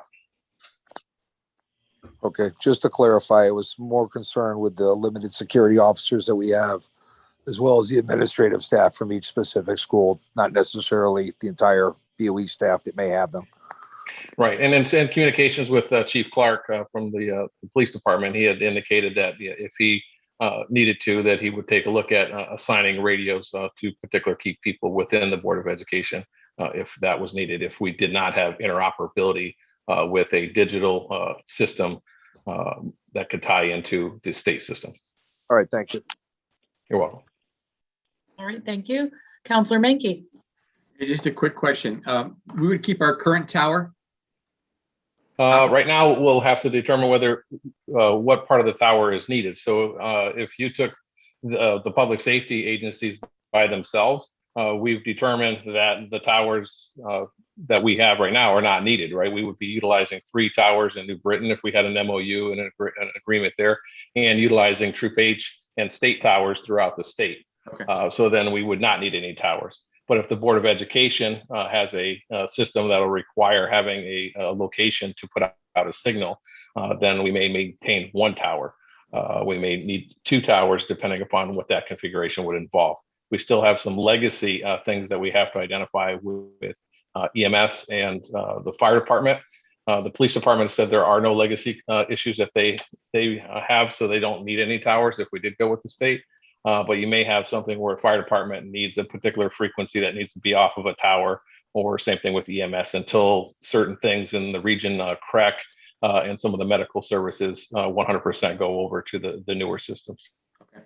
And this system would be expandable. So if we wanted to, bring on more fire trucks, more police cars, we could just expand it. Correct. So the way the state runs it right now is we would actually get an MOU with the state, if you so choose as a council. Then the only ongoing cost that we would have is if we don't put a tower into the town, there's a huge saving. And then we would only have to pay maintenance on the consoles that would be inside dispatch. And then anything else that we buy, we can just buy, you decide whether you want it with a warranty or extended warranty or not. You could just buy cold spares in case something breaks and not get a warranty and just handle it that way. Sometimes that's more cost efficient. But your costs should go down. The unknown is how much the costs are going to be to take care of the Board of Education's need to see what your ongoing costs are. And if you get rid of your legacy needs, because right now the fire department uses a traditional method to do their talk around groups on their fire channels or the tactical channels. Well, in the new system, you could do that with a talk group and not require a separate frequency. So that may be something that that I've talked to the chief traumer about, and they're reviewing that in-house to determine what the best direction is for them. Thank you. You're welcome. All right, thank you. Any other council comment or question?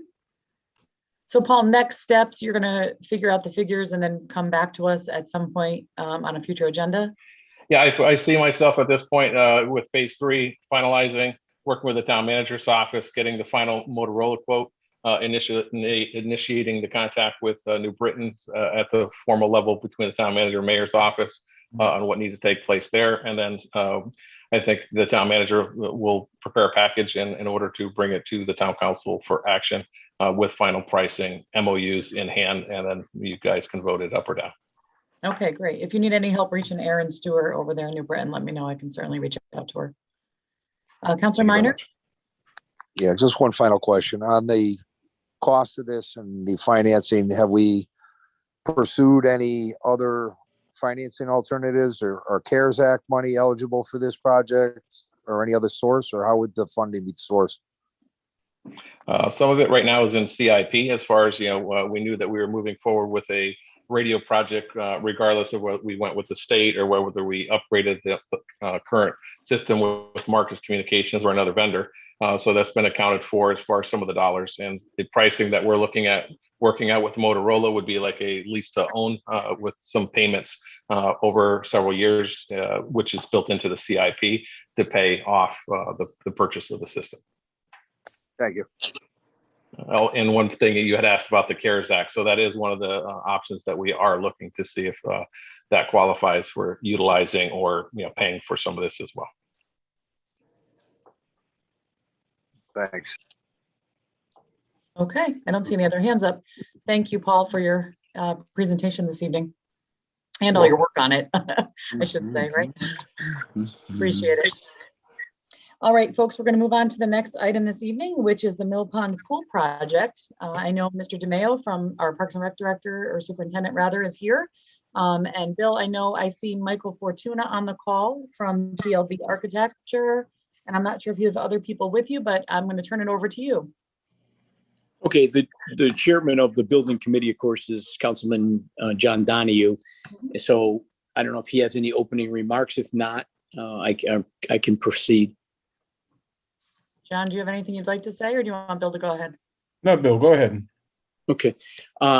So we do have Mike Fortuna. He's the leading architect from TLB, owner and an expert in pools, both indoors and outdoors throughout the Northeast. And he has a short presentation to present to you. I do want to say that a couple things. One, this is some of the opening comments were that this was done willy-nilly. Actually, the pools project, both Churchill and Mill Pond, have been identified over the last 14 years as being in disrepair.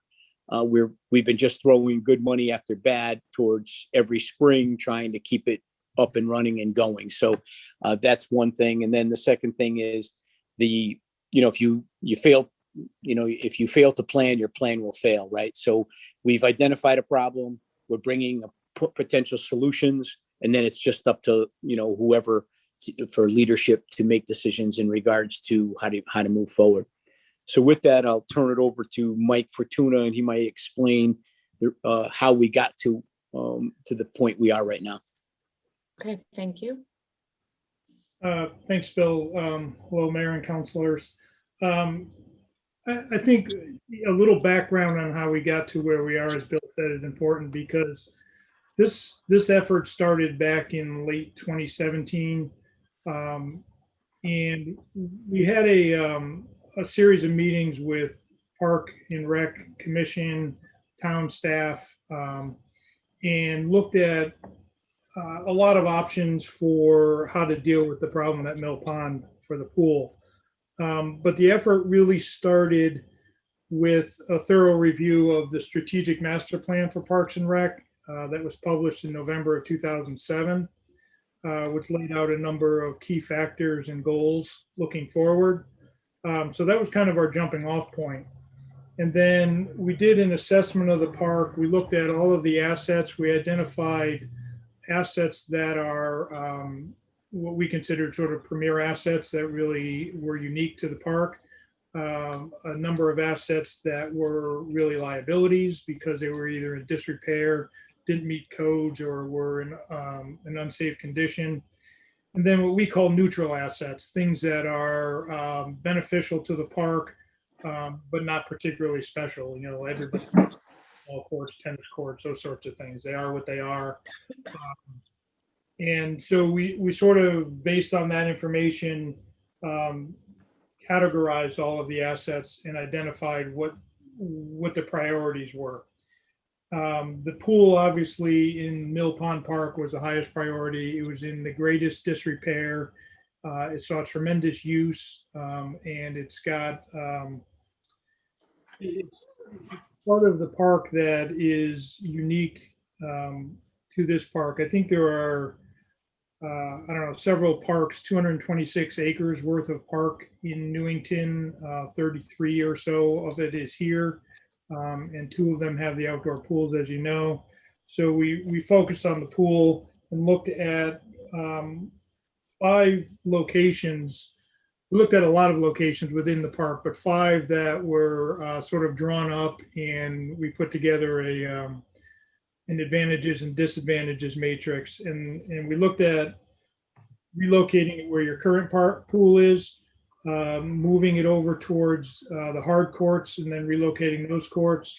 There's another location near the playground. There was another location in the neck between the pond and the soccer fields, and then the location near Garfield Street.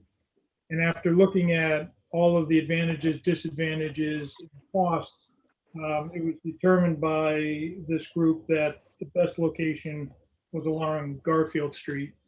The advantages were obviously good access for campers and the recreation department in the new complex across Garfield Street. But from a park planning standpoint, it put the kind of constructed hard buildings up at the street and preserved the open space within the center of the park. And it reactivated Mill Pond, which is the central focus of the park. It's why the park exists. And right now, between the pool, the bathhouse, the concessions building, and some of the overgrowth and walkways, the pond access is pretty limited. So it opened that up and provided more programming opportunities of an open space and passive recreation nature. It also contributes to the complex of town buildings. Again, putting the constructed portion out near the street takes advantage of an expansion of that campus while preserving the park space. It's better access to utilities. It's better access for security and visibility. It's better access to parking, and parking is always an issue. There's sort of these competing goals of keeping cars out of the park, but providing enough parking for the park. So, you know, there's limited parking in various locations around the park. But by concentrating it on Garfield Street, we're able to capture at least some organized parking. Phase 2 of this project had about $500,000 to improve all of the sort of scattered lots around the perimeter of the park. But what's key is, even if that doesn't happen, is creating safe and comfortable pedestrian links around the park so that people don't feel like they need to park right at the front door of the pool, that it's safe and comfortable to walk a little distance. So as you develop parking in the town center or in the town hall complex area and bus area and the remote parking, there's nice pathways to get you where you need to go, so you don't have to park right at the pool. It also, during construction and during the off season, it also minimizes the disruption to the park activities. Any of the other locations that we looked at put pretty heavy construction in the middle of an occupied park for a year. If we put it in the location of the existing park, you can almost guarantee you'd lose one season, depending on weather. And unfortunately, last year, pandemic, you know, we could see greater losses of season. And so those are some of the factors that led us to the solution with the pool on Garfield Street. Mr. Donahue's right that by the time it hit this committee, this was presented as the recommended solution. But I think it's important for everybody to understand that there's an entire design phase left to happen. And so approval of this project does not mean that slams the door on public input, staff input, council input. There's a whole design phase. And it's not only possible, but likely that the design changes with that input. What we tried to communicate in this preliminary master plan, in this revision of it, is that we can provide the programs that Bill and his staff believe are important for recreation, the programs that we've heard through public input, through previous studies and discussions just walking around the park, that we can provide those services in an area of the park that isn't a detriment to other programs in the park, and in fact enhances the opportunity for additional programs in the park. There was a lot of discussion during the committee meetings and afterwards about kind of how the math works on this notion of moving footprint from one area to the park to the other. And this chart that's on the screen now sort of lays out the areas in a variety of ways. So if you look at a comparison of the pool and deck area, which is basically the water surface area plus the decks around it, we have increased it from around 17,000 to around 21,000. But we've also added the zero depth entry, additional lap lanes. We've reinstituted the diving well, which was removed at Mill Pond because the hopper was non-compliant. And we have an aquatic climbing wall and a water slide. So we've added a few thousand square feet, but we've increased the programming within that pool footprint tremendously. But the other thing that happens is the pool is zoned so that you can run multiple programs simultaneously, which you're somewhat limited to in your existing pool. So you don't have to completely shut down the pool while you're doing swim lessons or while you're having a swim meet. So it increases opportunities that way. The bathhouse increased in square footage, but it increased for a few reasons. One is the handicapped accessibility, which our current facility does not have. But it also provides, in addition to the fairly traditional locker rooms, it provides individual changing rooms. So a father with a daughter or a mother with a son in those awkward ages where you can't go into the locker room with them, but you don't want to send them in alone, you have that opportunity to have a family changing room or an individual shower room. And we've added a concessions area to the building to service that end of the park. That can be used the way it's located within the building. It can be used for the pool, the splash pad, or the park in general by manipulating certain gates and openings. We've also, within the footprint, added a significant splash pad. I think if you talk to anybody who has a splash pad at any municipality, they get tremendous use. They're really almost a necessity in aquatic programming now. And then the 2,700 square feet that we've allocated for the soft pave for the campers and special events and VIP areas, that's comparable to the 2,500 square foot you have now, but organizes it in such a manner that it's a little more integrated into the park than what happens now.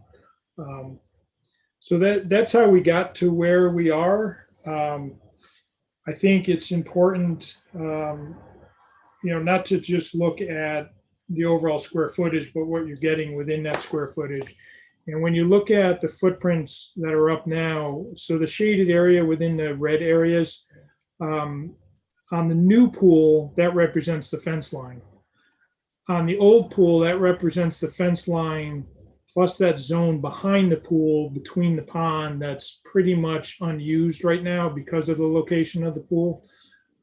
So whether you include that in the footprint or not, it depends on how you want to do the math. But if you go out there tomorrow morning and you look at the way it's set up, there's an orange snow fence set up between the pool fence line and the pond to keep the kids out.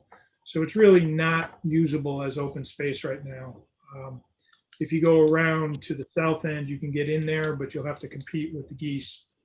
So that's why we showed this as kind of a comparable footprint. And then we're also gaining the space back as a baseball field.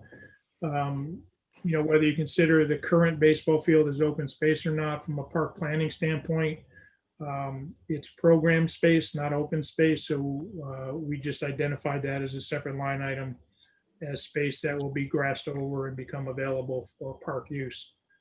So that's sort of the Reader's Digest version of how we got to where we are. I can certainly go into more detail, and I'm happy to answer any questions about any of this. Okay, great. Thank you. I'm going to open it up for council comment. Councilor Menke. A quick question about that snow fence that goes from the existing pool down to the pond. Is that snow fence there because of the fireworks extravaganza or because of the summer camp? It's not a permanent fence. It's not there. When I walk in the fall, it's not there. Right. Yeah. It's a queuing area for the summer camps. So they sort of gather there, drop their backpacks, and then go off and do whatever it is they do. Okay. But if we count all that green space that's between the pool and the pond, that's still open space. It is. Yeah. Yeah. And that's why we broke that out separately, because it's not built on. That's not. I can put chair down in the face. Yeah, and in fact, there's benches back there too. It's just, It's not an area that you would encourage kids to go play.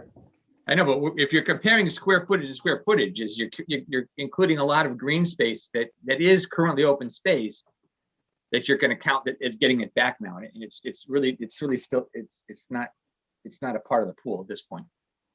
Right. That's why those are all broken out separately. If you want to do the strict pool and building comparisons, those are the first lines.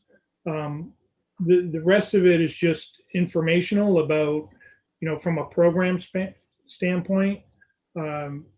what you're sort of gaining in more easily programmed and safer space. Yeah, but the last line says a net gain of 3,545 open space, because if we do a new pool, it's kind of misleading, I think, the way you look at this graph, because that space is still open space, whether. Well, the bulk of that is actually the baseball field, not the space by the. Okay, so I guess I'd like to see a diagram of just the space that's going to be fenced in, not a snow fence, but with a permanent fence, and then compare that. That runs roughly at the edge of the deck. Right, exactly. But there's also a fair amount of growth in there. So But there's still it's not. There may be growth, but we can cut the growth down, right? I mean, it's. Yeah, I'm not arguing that point. I'm just Okay. I like to see just the part that's fenced in for both pools and compare that. What the top lines are. Okay. All set, Counselor Menke? For now, yeah. All right, Counselor Minor? Thank you. Just to clarify on what Councilor Mankey was just referring to. So on the pool deck, proposed fence line versus the existing fence line and pool deck, is there a number on those or no? I don't know. I don't have that number to the edge of the fence line. Okay, just from the standpoint of, is the area proposed for the new location, would all of that green space be required, or is that just what is being determined as modern and standard? Yeah, so what we typically find in new aquatic facilities is that people like lawn areas within the fence line. That the actual location of that fence line is to be determined. That's what we thought makes sense, but that's certainly not carved in stone. And I think what happens, Mike, if I can just jump in, is that families spend a longer period of time or period of the day at family destination pools as opposed to just pools with concrete. So they make a day of it. And so that's why you design it with more grass, more shade, and more picnic tables and things. That's exactly right. Okay, and there's been some referencing made, and I don't necessarily know if it's been properly vetted or not. Bill, you may know the answer to this. The Fryer report, Owens report, in regards to what their proposed estimates were for bringing the facilities up, were that a completely renovated ADA facility, or was that concentrated on the mechanical failures that are going on? Well, just a little side note here for a fact. The Owens people went to an expert architect firm and subcontracted with TLB Architects, who we're already had on staff, to do that report for them.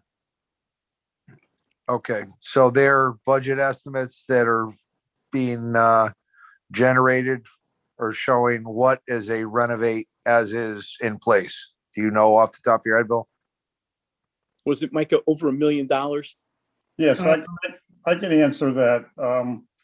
To do a renovation of existing facilities for the Mill Pond pool and the accessory buildings for, changing and so forth, the total would be in just a little bit over, let me just look it up here real quick. In total, they're projecting about $1.2 million. All right, and that to rebuild exactly what is there, basically. Well, if I could just clarify what was included in that Owens report. That report did not look at rebuilding the facility. It looked at addressing code and maintenance issues and sort of making it safe. But the report also indicated that there's no way to fix the concrete because it's corroding from the back and from the bottom. And so to take that pool out of the ground and rebuild it, you could not do for 1.2. And that's ultimately what you're going to have to do. And that's the point I wanted to clarify, that is not doing a complete renovation. That is basically doing maintenance that's been left too long and trying to get it back to code compliance, which I even question whether or not that could be done. Yeah. And that was a first blush look, correct? Right, yes, and we put about a 5-year horizon on that $1 million worth of repair. It would gain 5 years? Yeah, we think if you spend $1 million on it, you could probably get another 5 years out of it. But then Okay. you're right in this discussion. All right, thank you. Deputy Mayor Bedrejko?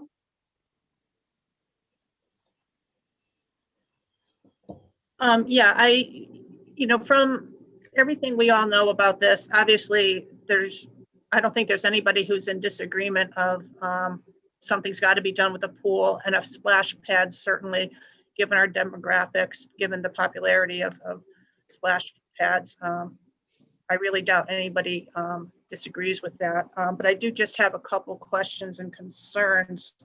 Just first of all, I do want to disagree with the statement that program space is not considered open space. I think to a majority of the residents here in town, a green field is open space. And whether there's a baseball field on it, a flag football or whatever, it's visual, it adds to beauty of the park, whatever. So I think, when you talk about we're not taking away open space or it's not considered open space, I think that's a little misleading. But second of all, you can just in reading through the minutes, it does say something about the ground, the hydrostatic relief in the bottom of the pool if you build it by Garfield Street. And it says an underdrain system would have to relieve water pressure to drain into the pond or a storm system pipe. I've got issues with creating a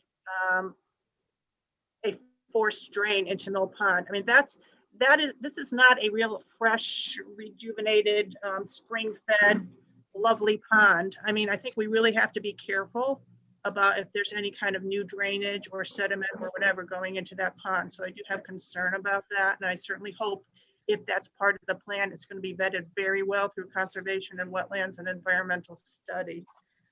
That's my first concern. Second concern is throughout the introduction, several of the speakers were talking both in terms of Mill Pond and Churchill, Mill Pond and Churchill, Mill Pond and Churchill. As a town, are we going to be presented in another, if we do go through with this 9 million, whatever, our next year, are we going to be getting a request for Churchill for 9, 10, 11, 12 million? I just don't think personally, I think it has to be looked at a little bit more comprehensively and cohesively in terms of both facilities and what's going to be a total cost to the town to address fixing both and a timeline for both. My third concern is since when has it become in vogue again to put diving areas in municipal pools? I mean, as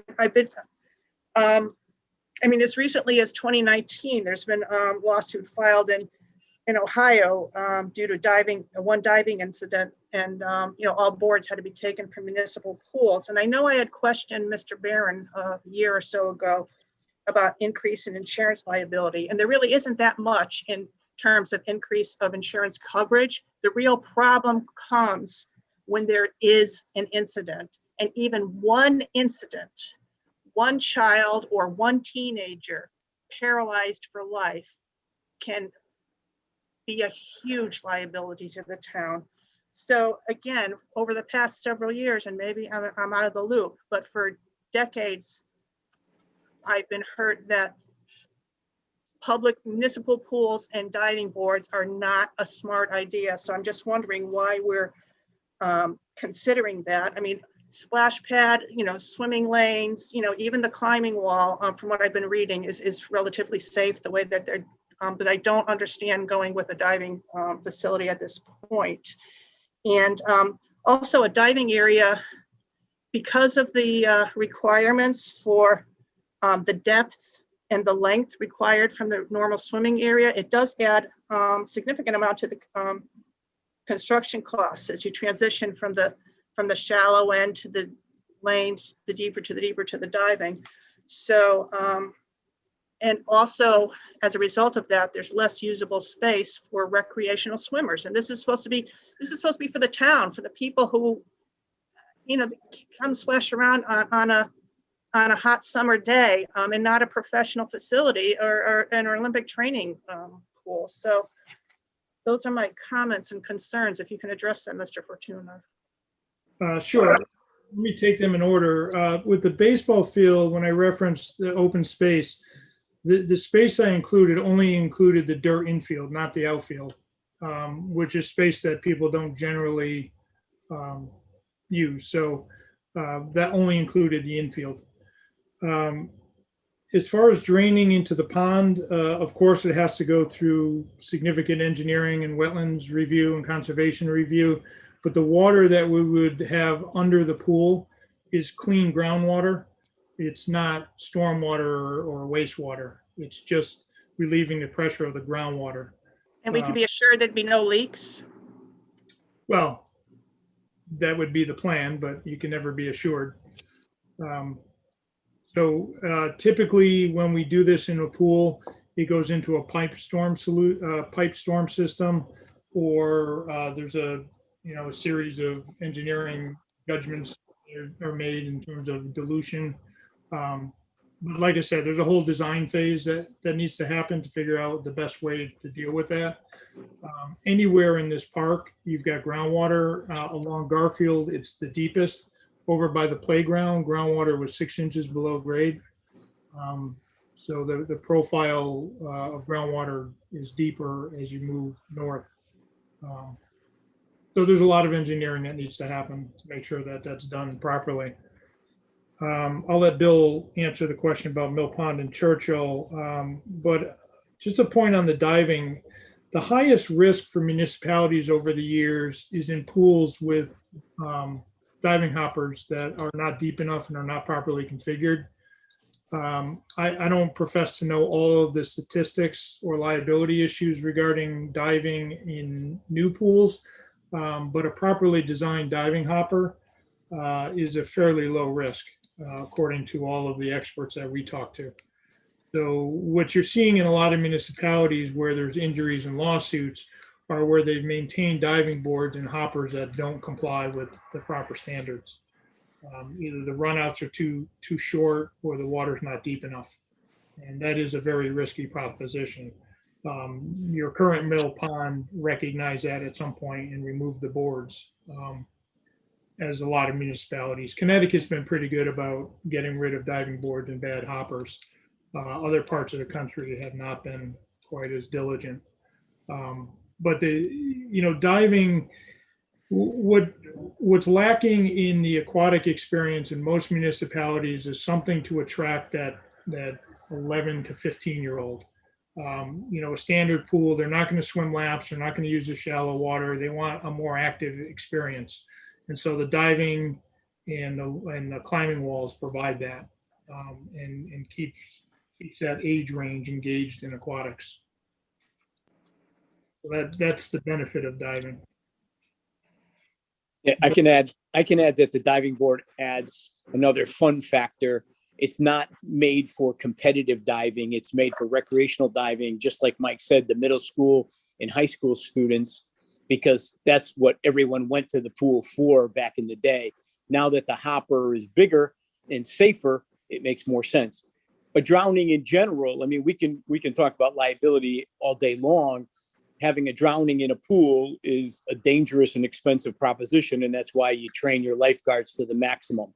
Second thing is the diving well is used for swim lessons. The American Red Cross requires deep water swim lessons when you're getting at levels 5 and 6.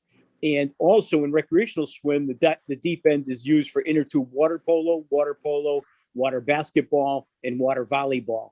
So for programming purposes, we're going to use that deep end just much more than just the one diving board. And can you address the Churchill and the Mill planning?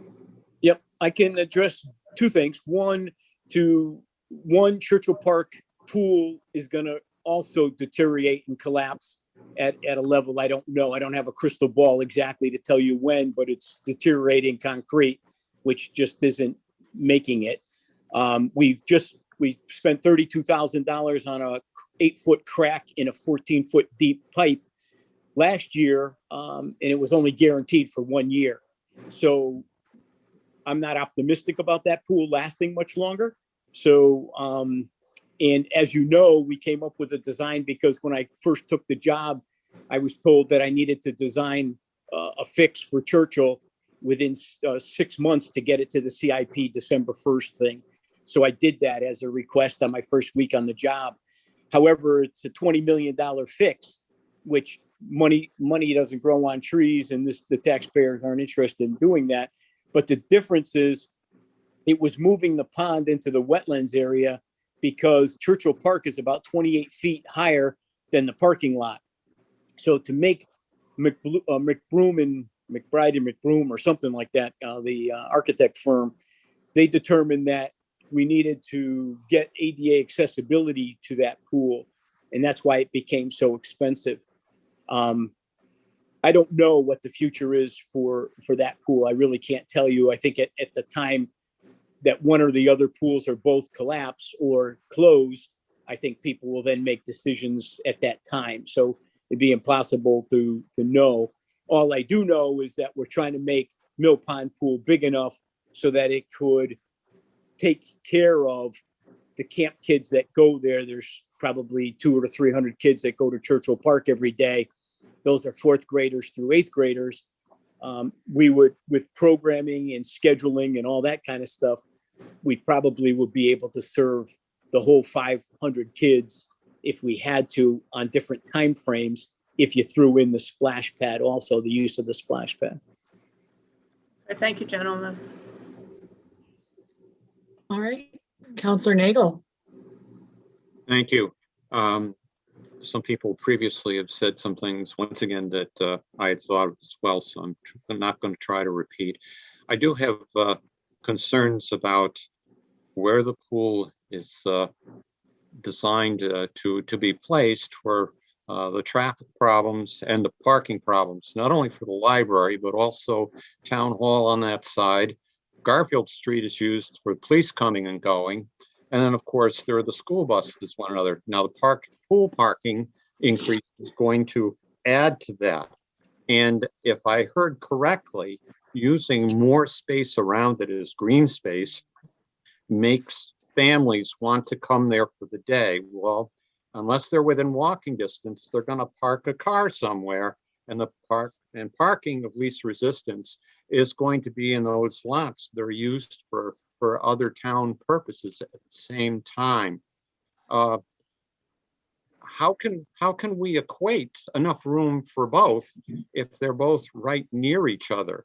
The options for pushing it more towards the existing Mill Pond parking lot, which is located that it couldn't be used for other sources as much as the ones that are along Garfield Street, seems more plausible in terms of accessibility.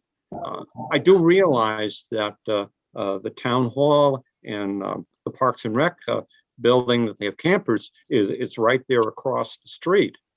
But that I think there's going to be less traffic going on across the street if it is placed elsewhere near where those people who may spend the day or may come from out of town, because we know people who see in other towns see things are top grade and that's wonderful and good, are going to want to go there as well. So that congests that area as well for other reasons. There's almost no place to go there for parking and for safety for other reasons, aside from the pool perhaps being a safer pool in many respects.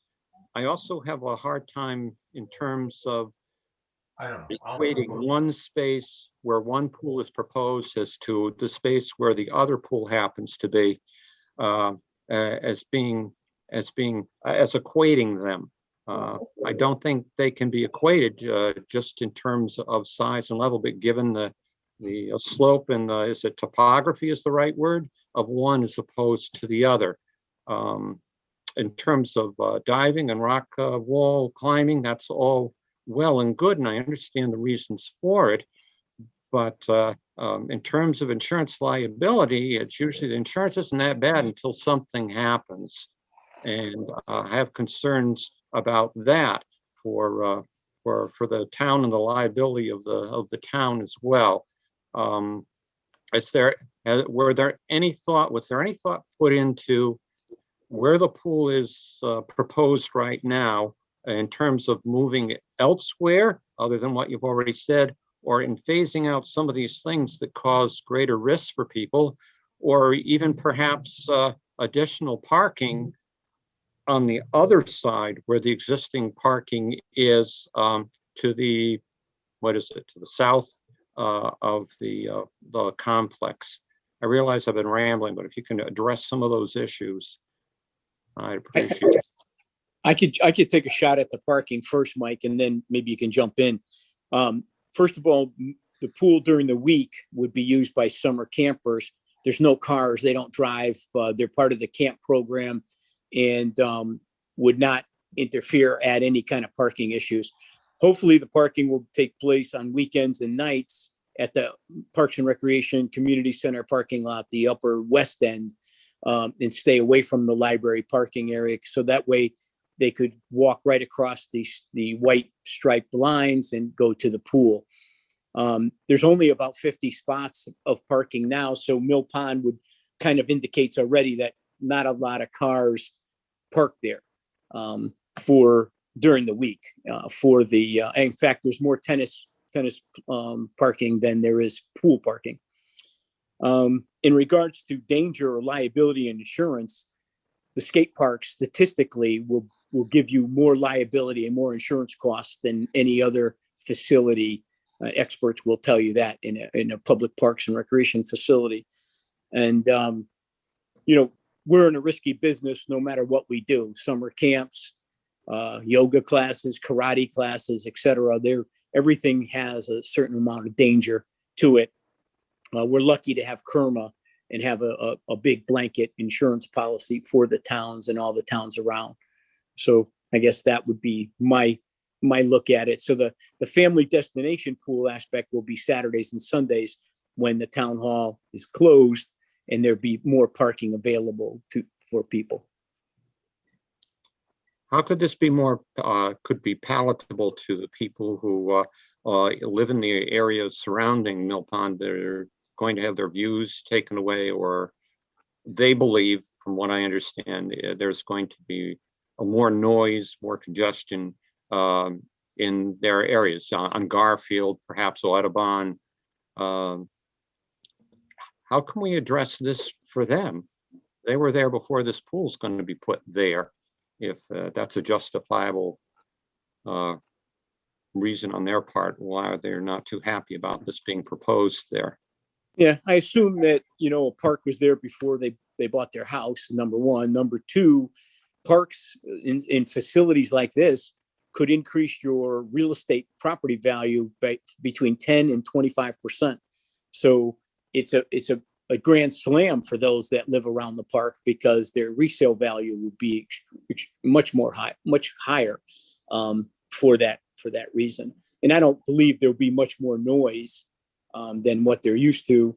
And to have a potential amphitheater in the years to come, and coming down and looking so beautiful down on the edge of the ponds, and having people be able to enjoy the park, the nature of the park, which is the pond, I think it would be a tremendous value to everybody. And Bill, I know. Go ahead, and I'll ask my question when you're done. Okay, sorry about that. If you can slide that image to the right a little bit so we can see Garfield and the town hall complex. One of the reasons we located it in this location is because of the natural bend in Garfield Street. And so what we're doing is taking advantage of that. So as you're coming along Garfield, your view is not obstructed in any way by the building. It's tucked, if you're familiar with that stand of pine trees sort of between the crosswalks, we tucked the building in behind that. So if you're heading east on Garfield, your sight line is sort of past the building, and then as you come around the corner, the park opens up to you. And we envision removing that 4-foot fence that's there because of the baseball field, so it'll actually open up even more.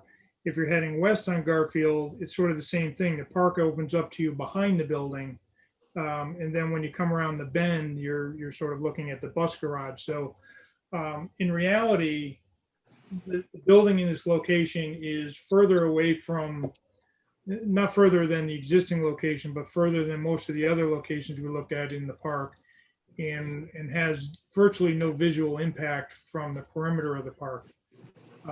And by removing the existing building and pool, it opens up those views. Those view corridors are opened up through the park to the pond now, as opposed to through the park to the bathhouse.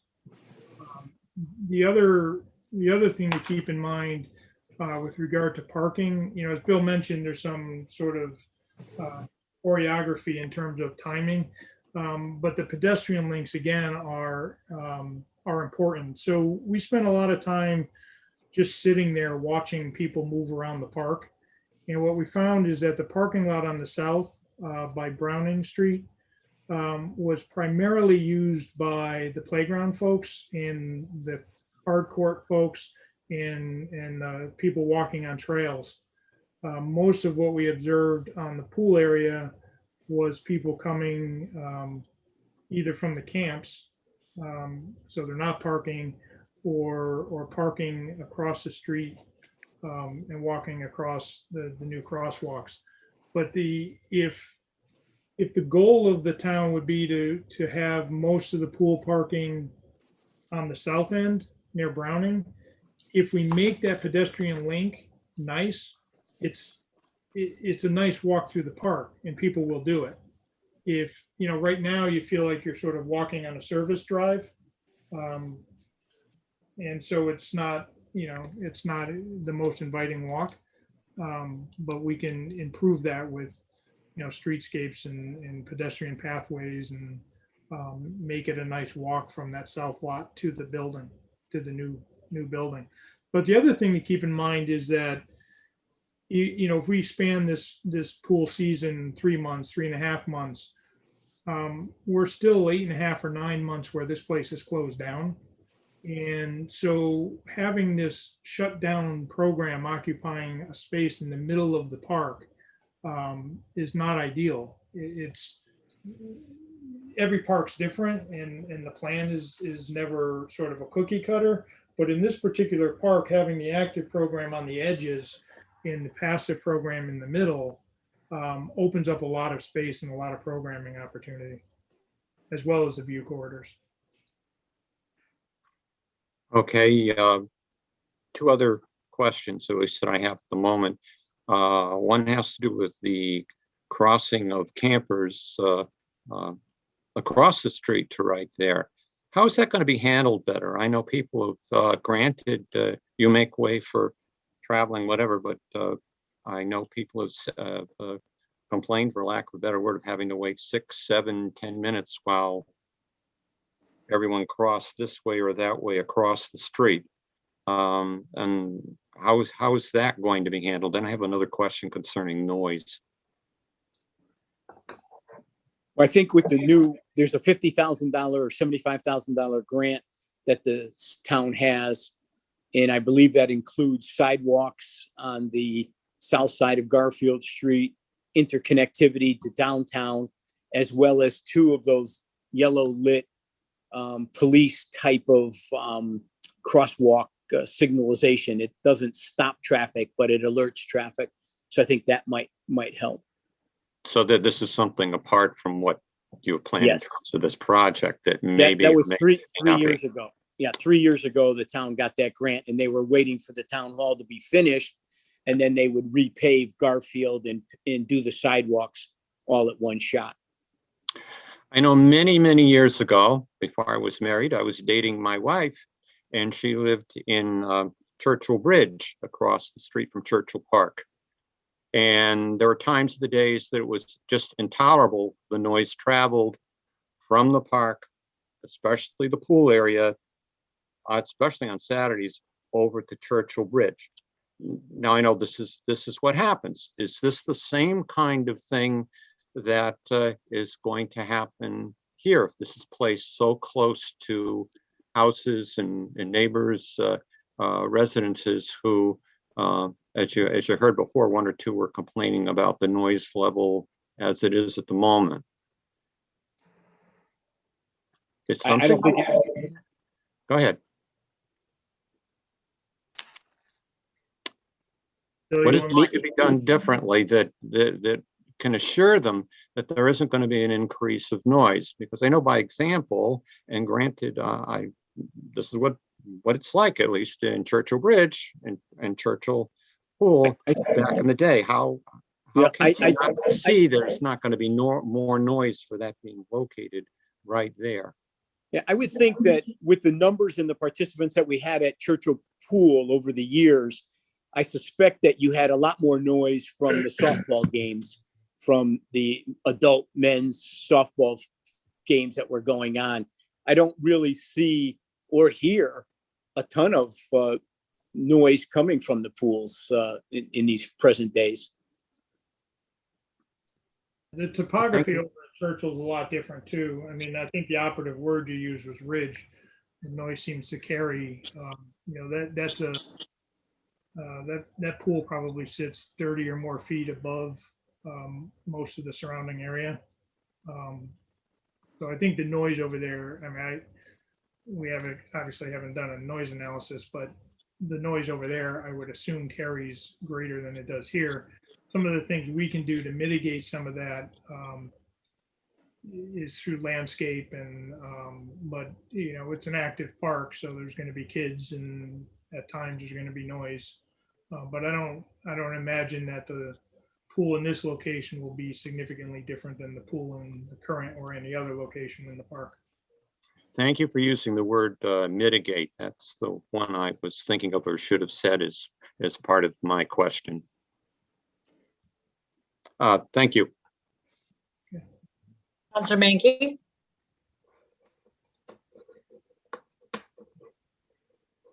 Hear me now? Yes. Oh, cool. I just have a couple of concerns. I guess for full transparency, I haven't gone to the pool at Mill Pond since I was a kid in middle school, and my parents made me go swim lessons. But as a grandparent, I like the splash pad idea because I probably could manage that with them. I guess my two concerns are first the location.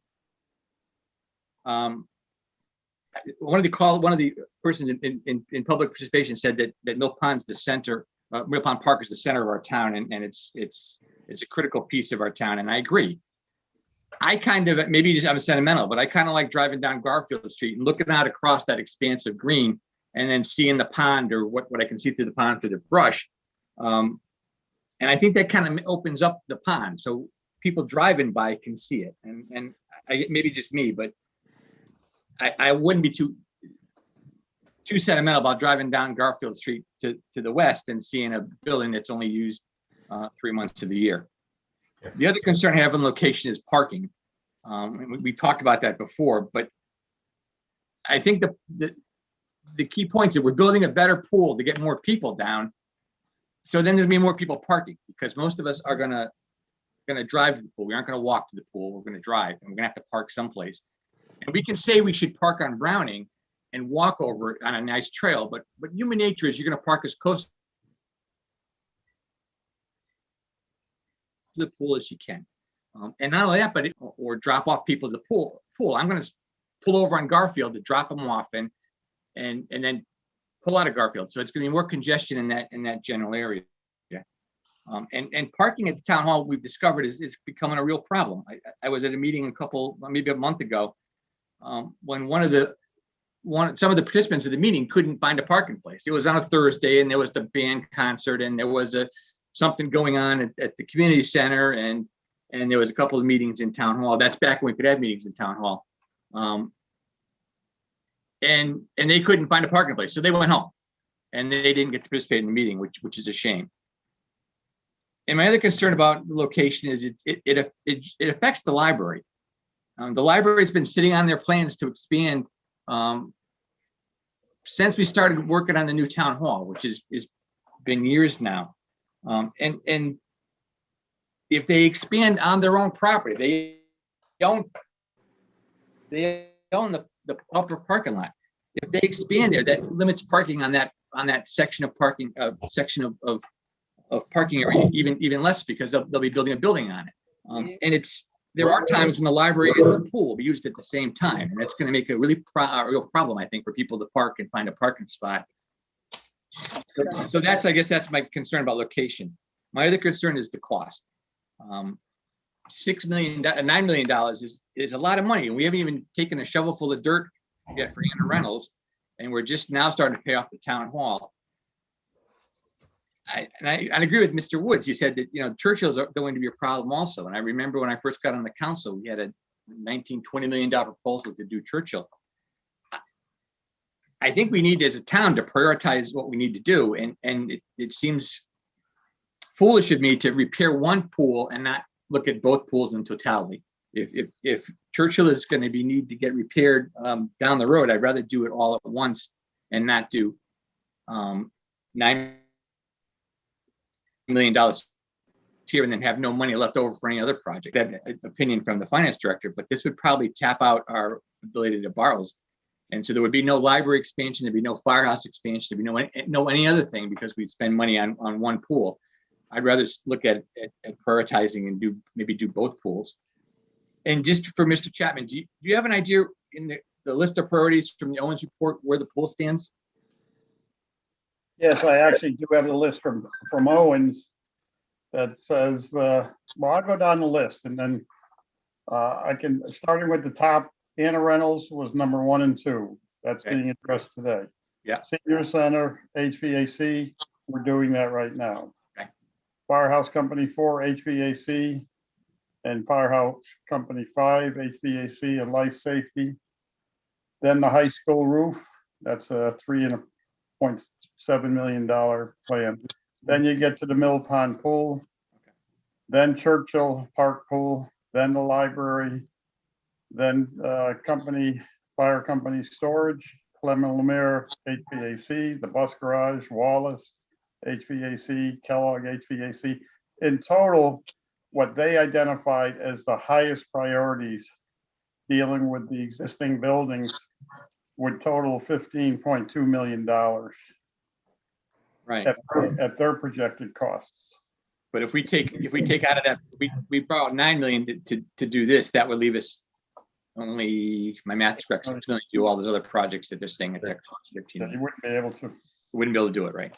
So I mean, I would like the committee. I know we just charged it with Mill Pond Park, but I would like an idea of what the cost would be then to replace Churchill, or at least repair Churchill. Yeah, and again, I will just tell you that Churchill Park pool, according to Owens, if you were to renovate, would be about another $1.5 million. And it was $1.5 million to do Mill Pond as it said, where it sits now.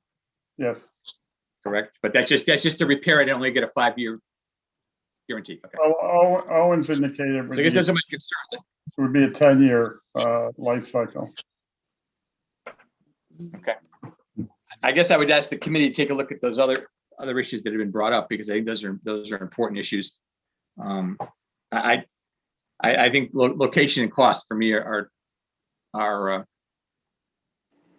big issues. But that's not to say I don't think we need a new pool. I think a town needs a pool. It needs a place to have aquatic recreation. I think the swimming lessons I got back when I was in middle school were really important, and I think everybody in town should have that opportunity.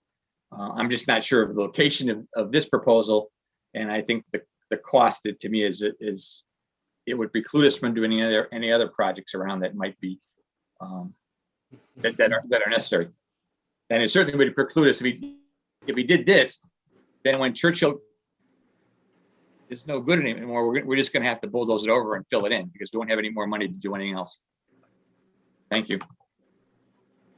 Thank you, Councilor Mankey. Councilor Camillo. So, one of the biggest source of incomes for Parks and Rec is your extravaganza. And where are the people going to sit for the fireworks? You're going to have to find more parking, a new drop zone for the fireworks. And one of the other comments was you'd extend the length of the season to the pool for 3.5 months. And at 2.5 months, beginning of August, your college students go home for lifeguards. Where are we going to find lifeguards? And I'll take the lifeguard thing would be a whole new way of looking at staffing. So what happens is in August, we send the lifeguard college kids back to school. So they go to Marist College or they go to Indiana State University, whatever. But this would be a new way of training lifeguards and bringing them on in August, similar to how we have lifeguards at the Newington High School pool all year round. They're a new crop of lifeguards. So you go after the students that go to CCSU, St. Joseph's College, University of Harvard, Trinity, et cetera, Tunxus and Manchester, and you have almost 2 different shifts. So we would be no different than like a Cornerstone in West Hartford, where you provide lifeguarding in the summer and then lifeguarding in the school year. Those kids that would have an opportunity to make money in April and May while they're in college, and then in September and October, they would be happy campers and we would attract them. We also would attract lifeguards from Rocky Hill, Weathersfield, and Berlin. So that would take care of that.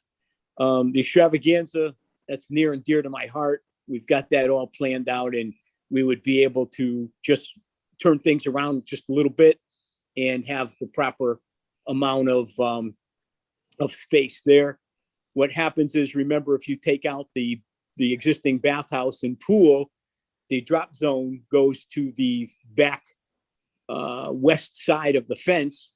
So you'd gain all that area to watch fireworks or put food trucks or put bands or put a tent for the sun or what have you. So it would be actually an ideal situation for fireworks viewing. You mentioned parking. It doesn't affect parking at all. This plan wouldn't affect parking for the extravaganza at all. Also, where would you put the carnival? Carnival would go to would wrap around into the baseball field, the existing infield and left field of the baseball field, of the existing baseball field. You also, when we started this, you had said if we had a shovel-ready project and a building committee, you could get us an $8 million grant. No, I didn't say that. I said there's going to be money from the federal and state for infrastructure. Okay. And once we have one, we have a shovel-ready project, we'd be in a better position to apply for that money and get it first come, first serve. Have we done that yet? Well, not yet. You have some requirements of this $8 million that there's a good chance that we probably don't qualify for this first round of ARA money, but they're now in Washington talking about billions of dollars of infrastructure money. That, again, no guarantees, but just maybe a possibility. So if we put this on hold and when you got the money, you could come back to us and show us what you can do with it? Because right now, I don't think we have it with everything else going on. I know the Board of Ed's probably going to come back with about another $40 million in building repairs over the next 5 years. And I think that's where we should be looking right now.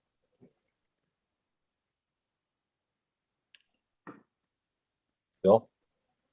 Well, I don't know what your question is to me. Well, if it's going to be grant money, when you get the grant money in hand, you could say, hey, I'm ready to build it. I have the money. And, the town contribution would be $1 million. I don't know if it's totally my response. You're trying to make it my responsibility to provide a brand new pool for the town of Newington. I can't do that for you. I know how to fix the problem. I know there's a problem. I know how to fix it. I present the problem, the solution, and you could say, no, you don't want it. And that's fine. Oh, your ideas are always great. It's just, in this case, you had mentioned grant money, and that's what, sparked our interest here. And that's why you got a building committee and shovel ready. Yep, that one of the solutions could be that we just don't do anything right now and see what happens. And in the meantime, you could look at it another way. And while we're waiting to see what happens, how do we take care of the pool so it lasts another 15 years without building a new pool, rebuilding it, or putting a new pool where the existing one is? Maybe we should send this back and look at it another time before it comes back to us again. Yep, I'm investigating some some ideas that I'm going to try to institute this winter, which includes filling the pools with water to try to protect the aquastatic pressure, as well as the paint job and as well as the concrete. We're going to be making signs that say, do not, swimming not allowed. And we've touched base with Jeff Barron in regards to our insurance company. It's a little bit risky, but it's probably the only thing that could try to buy us some time. Right. I also work for a couple companies. One of them's in town about 20 years ago. They did pressure grouting, and they filled the voids, if there are any, under the pools, and it revitalized them. I know some of the pools that were done 35 years ago are still in existence, and they never had to replace them. Might be another place to look. I know Mike has mentioned that the concrete underneath isn't repairable, but you can fill the voids and then keep the pools full. Yeah. If I've done that hydrostatic stuff in my other job, and this particular pool these pools are just completely corroding. You can't fill them. But we did do that under the base of the side, the pool deck at Churchill, my first year here. And it seemed to work, pumping up underneath the sidewalks they were sinking 2 feet. Right. But you can't really do it in the walls of these particular pools. The pools I'm talking about were up in Massachusetts, and they were a lot bigger than these pools. And they're still there today. So.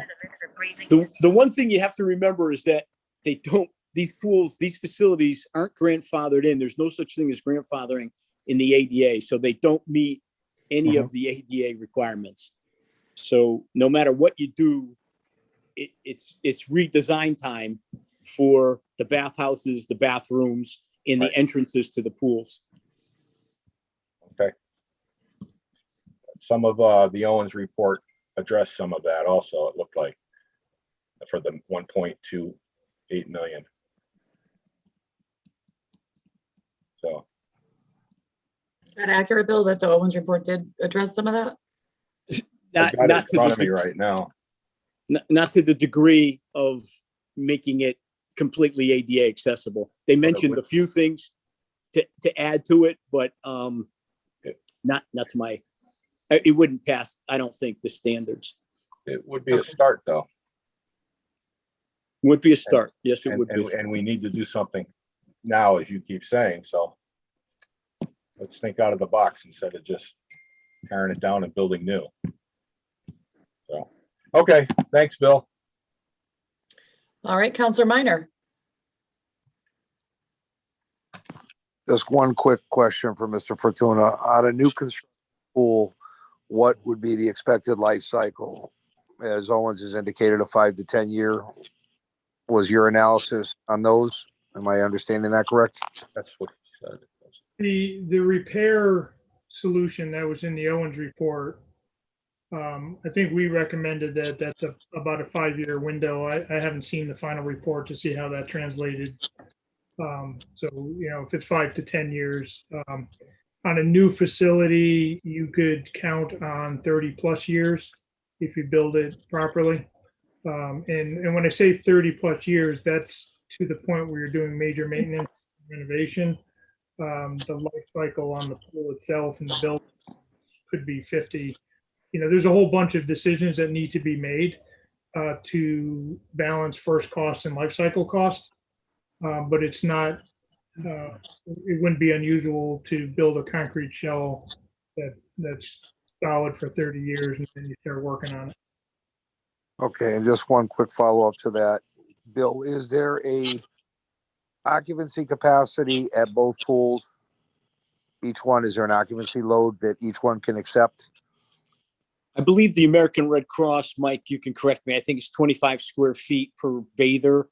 And then depending on your grass area that we talked about, making the fence in or out, and then you throw in hundreds to a thousand people can fit around a splash pad.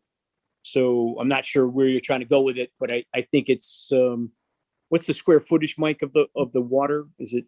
Water surface,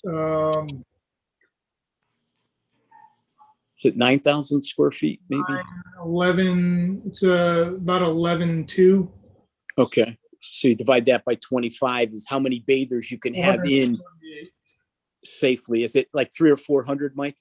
448 is currently drawn in your existing pool. Give me a second, I have the number here somewhere. Yeah, I guess what I'm trying to get at is between the two water surfaces together, how close are they to going with this proposal and going with a splash pad proposal at Churchill versus restoring that pool? How far off is it? And what would be the capacity of both combined versus what we would propose for one? If I'm understanding the question properly, if you built Mill Pond as drawn, you'd have, we'll call it 450 people within the fence line of the pool. The splash pad could probably accommodate another 80 to 100 comfortably. So call it, just round numbers, call it 600 occupants at this facility. And then are you suggesting if we were to close Churchill and build a splash pad over there? Correct. Just on occupant load of what we currently have between Churchill and Mill Pond on the water surface area, what that total is, and then what the total would be on the proposed as we have now here, and just to substitute for a splash pad at a second facility. Yeah, it wouldn't, in terms of pure math, it wouldn't be equivalent. But one of the things to keep in mind at Churchill is that giant rectangle, about a third of the water surface in the middle of that pool is virtually never used. So if you were to calculate that pool, I can tell you what it is. And that's based on the fact that it's too deep for usable usages. Am I correct on that? Just too big. People tend to hang around the edges of that pool. And the deep end at Churchill, Mr. Minor, is not used hardly at all either. So your occupant load over there right now is 550, roughly. So, all right. But your practical occupant load is probably 350 to 400 in terms of how many people you would actually ever put in that pool. Okay. So if you put 100 people at a splash pad at Churchill, if that's where you're trying to go to, you'd only have a couple hundred. Then the couple hundred could probably be programmed into Mill Pond pool. And you could build a bigger splash pad over there. This one That's is 4,000. yeah. You can go 5,000, 6,000 feet over there if you had to. Yep, that's true. And you could conceivably do the same thing at Churchill as well, correct? What would be the cost, to do a larger splash pad, and what would be the projection on demolition or that? I'm just trying to get a rough idea. If you could put a few $1 million into that and have a very nice facility over there versus doing two is all I'm trying to get at. Yeah, what you'd probably do there, Councilman, is to fill in Churchill Pool and make that a handicap accessible area off of Main Street. So you would it would give handicap accessible parking and access. See, it's 26 to 30 feet above the parking lot below. So that's why it became so expensive to build Churchill, to fix Churchill. Mill Pond became less expensive because of the topography. So if you were to get rid of Churchill Pool, you could make that a roadway, asphalt area, parking, parkish type atmosphere and lead you into, get you off the road and lead you into a nice splash pad. The splash pad, I think, is important because you have 15,000 picnickers every summer using the 3 pavilions. So they need some way to cool off if you took away the pool. Okay, thank you. The other thing to keep in mind is, there's some discussion about waiting and doing both pools together, or at least evaluating them together. If both pools were to fail and you started planning for the replacement of one or both, you're probably out of aquatics for a couple of years. And with all the discussion about risk and safety and liability, the biggest risk to kids is not knowing how to swim. And if you lose your Learn to Swim program for a year or two, in my mind, that's a greater risk than some of these other programs we've been talking about. Yeah, Stu Leonard has been a big advocate on that and has, successfully gone after the program. I think that's very important. Thank you. Guys, you've all had a number of turns. I'm going to jump in and take a turn myself, and then I'll keep going with hands, but I'm jumping. You're the boss. You're the boss. You get to do that. I try not to. I try to let everybody have a turn, but we've all gone around and around. So I guess I do have concerns. I also recognize the need to do something. And so, we have to do something to address the issue with the pool and with ADA accessibility, because those, in my mind, are the needs versus the wants. And so that's how I'm kind of looking at this right now. However, that being said, we had a few people at the beginning of the meeting speak in terms of their concerns. I've received a number of calls and emails, just personally, with people that are concerned on the placement specifically of the pool and the bathhouse near Garfield. So for me, that's the biggest complaint or concern, or however we want to word it, that I've been getting from members of the public. And so that would be my first concern, is how it's going to impact the neighborhood. And they are concerned about noise. I know, Bill, you're saying you don't necessarily agree with that, but that is a big concern for people in the neighborhood. And quite frankly, the congestion. We've had events at Town Hall recently where in the evening that were happening at the same time as a park event and as other meetings, and there was no parking. I know of someone who has a handicap sticker and needed a spot close to the building and had to leave our meetings because he wasn't able to find parking anywhere in the lot, never mind a handicap spot. So take that out of the equation. So parking is a huge concern for me. If we're going to attract more folks, how are we going to address that? People aren't going to park over where they are now if the pool's on Garfield. And that is a huge concern for me. And we argued this with Town Hall. We're in a predicament already just with the Town Hall piece. So now we're talking about adding more on Garfield, and we're already with a problem with parking. So that's a huge concern for me. And until we have a resolution to that, I just don't see how we can continue this. The other piece for me is the library, and some of us were on the council way back when, and some weren't. But when we started the Town Hall project, we did say to the library, guys, we're just asking you to wait patiently until we finish Town Hall, and then we'll come back and take another look at library. Well, to me, putting this right on Garfield Street virtually eliminates the possibility of a library expansion. And I know there's always a way. I'm just saying that it would be extremely challenging to achieve what the library had come up with for a plan if this is happening on Garfield Street, and there's already a lack of parking, and now we expand the library, and those have been expressed also. My other concern, quite frankly, is I do think we need to look at a bigger picture here. And the reason that we put this committee together was that, and it's been mentioned, but the idea of if there's shovel-ready money, we want to be ready to take advantage of it. And that would be a very different story if there were a ton of money coming our way for projects like this, and we could reconfigure the parking and figure it out, and that would be great. But we have currently bonded for the Town Hall, and we are now going out to bond for Anna Reynolds. I'm not sure how much we can absorb in terms of bonding, knowing that there are other projects on our plate. So I know I'm summarizing, I'm saying what everybody has said, but I'm trying to throw it all in there together.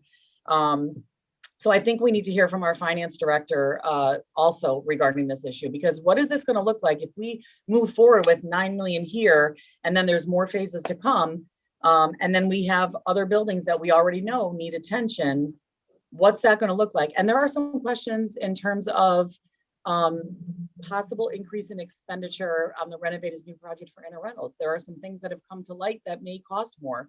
So the bonding piece is a huge concern to me when we look at the bigger picture of what we need to do as a town. And our job as counselors is not to say this looks great, bells and whistles, and we need it, but what do we need versus want, and what can we afford? And those are my biggest concerns right now. We need to figure out something for the pool.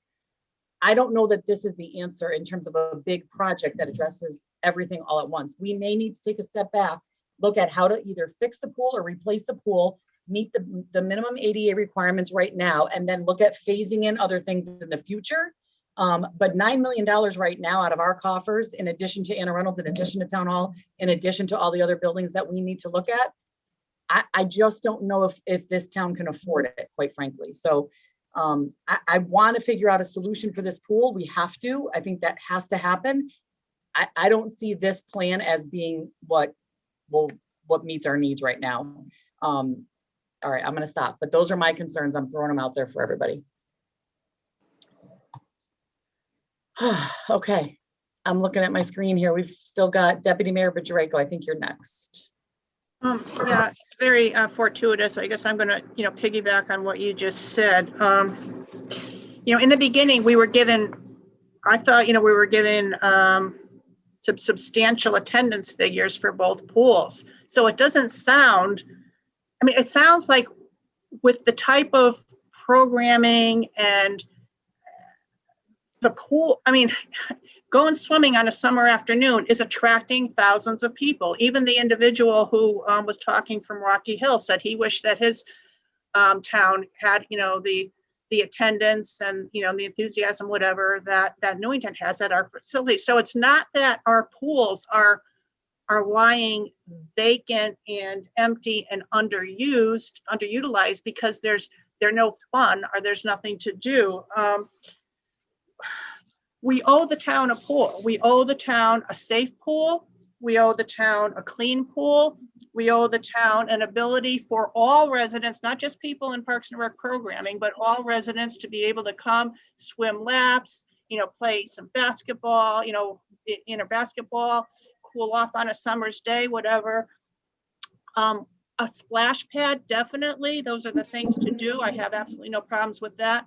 What I would like to see, quite frankly, and I know this is, again, it comes down to this wants versus needs. We need a swimming facility, obviously. Do we need a family destination weekend aquatics park? I'm not sure we need that. I'm not sure that's who we Newington is not, we have to live within our means, and we've identified other area. We just had this great community center, which is the pride of the state.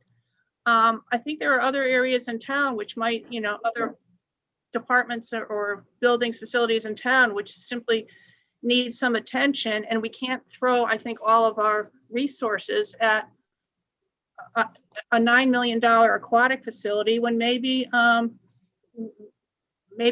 new pool, a great new pool with more swimming lanes, with ADA capacity, with a splash pad, whatever, can be done for a couple $1 million cheaper and still meet the needs. It might not meet the wants, but it meets the needs of who we are as a community.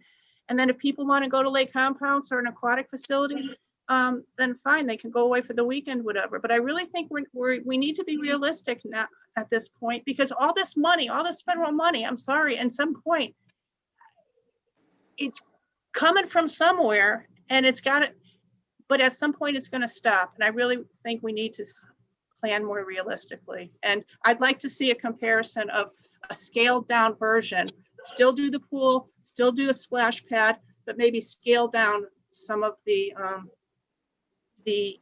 add-ons to what we have now. That's just my comment. Thank you. Councilor Donahue. Just real quick. For the extravaganza, and just specifically to the topic of parking. When I came to the extravaganza, because I got there a little late, the police had the bigger part of the bottom lot blocked off. It said for police use only. So there were no cars in that bottom lot. You couldn't park there because they had it coned off. I don't know if there was something going on that we didn't know about, but we're talking about using that parking lot, but if they're gonna cone it off, I can't use it. So that's just something on the parking that I saw during extravaganza. Thank you. All right, folks, I think we have beaten the proverbial dead horse at this point tonight. There certainly are some questions and some concerns to consider moving forward. I'm not certain what the best course of action is other than to continue the discussion. Councilor Donahue, I know you're the chair of the committee, but I'm wondering if you might consider perhaps calling another committee meeting to share with the committee the concerns and questions and just thoughts of the council, and see if there's any room for any changes to be made or how the committee feels about the concerns that were shared this evening. I can certainly do that. Just a thought. I know Councilor Minor and Councilor Annis, your cameras are off and I'm having trouble. I usually rely on reading faces. So if there's anything else you guys need, or if you're in agreement, okay, thank you. Okay, all right, so I think we're all set with this discussion for this evening. And I want to thank Mr. Cortez-Mayo. I know this was a long discussion. I think it was definitely worthwhile. I hope you got the sense that we all see a need to figure out something with the pool. It's just a matter of getting to common ground on what we think we can afford and what we can do. But we certainly want to continue to partner with you both and figure this out. This certainly needs to continue. Okay. Thank you. Thank you. All right. Thank you. Okay. We'll continue on. The next item this evening is sustainable CT. I will say that we are running short on time in terms of our council rules. So I believe we may need to consider, I'm trying to think of the wording of it. In terms of our rules, we usually are not able to take action after 10:30 unless we suspend the rules. James, do you have a motion that we could use or suggested language for us?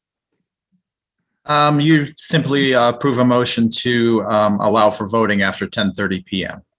All right. I would so move- entertain a I would- motion. I would make a motion to approve, allow for voting after 10:30 p.m. Thank you, Councilor Menke. Second? Second.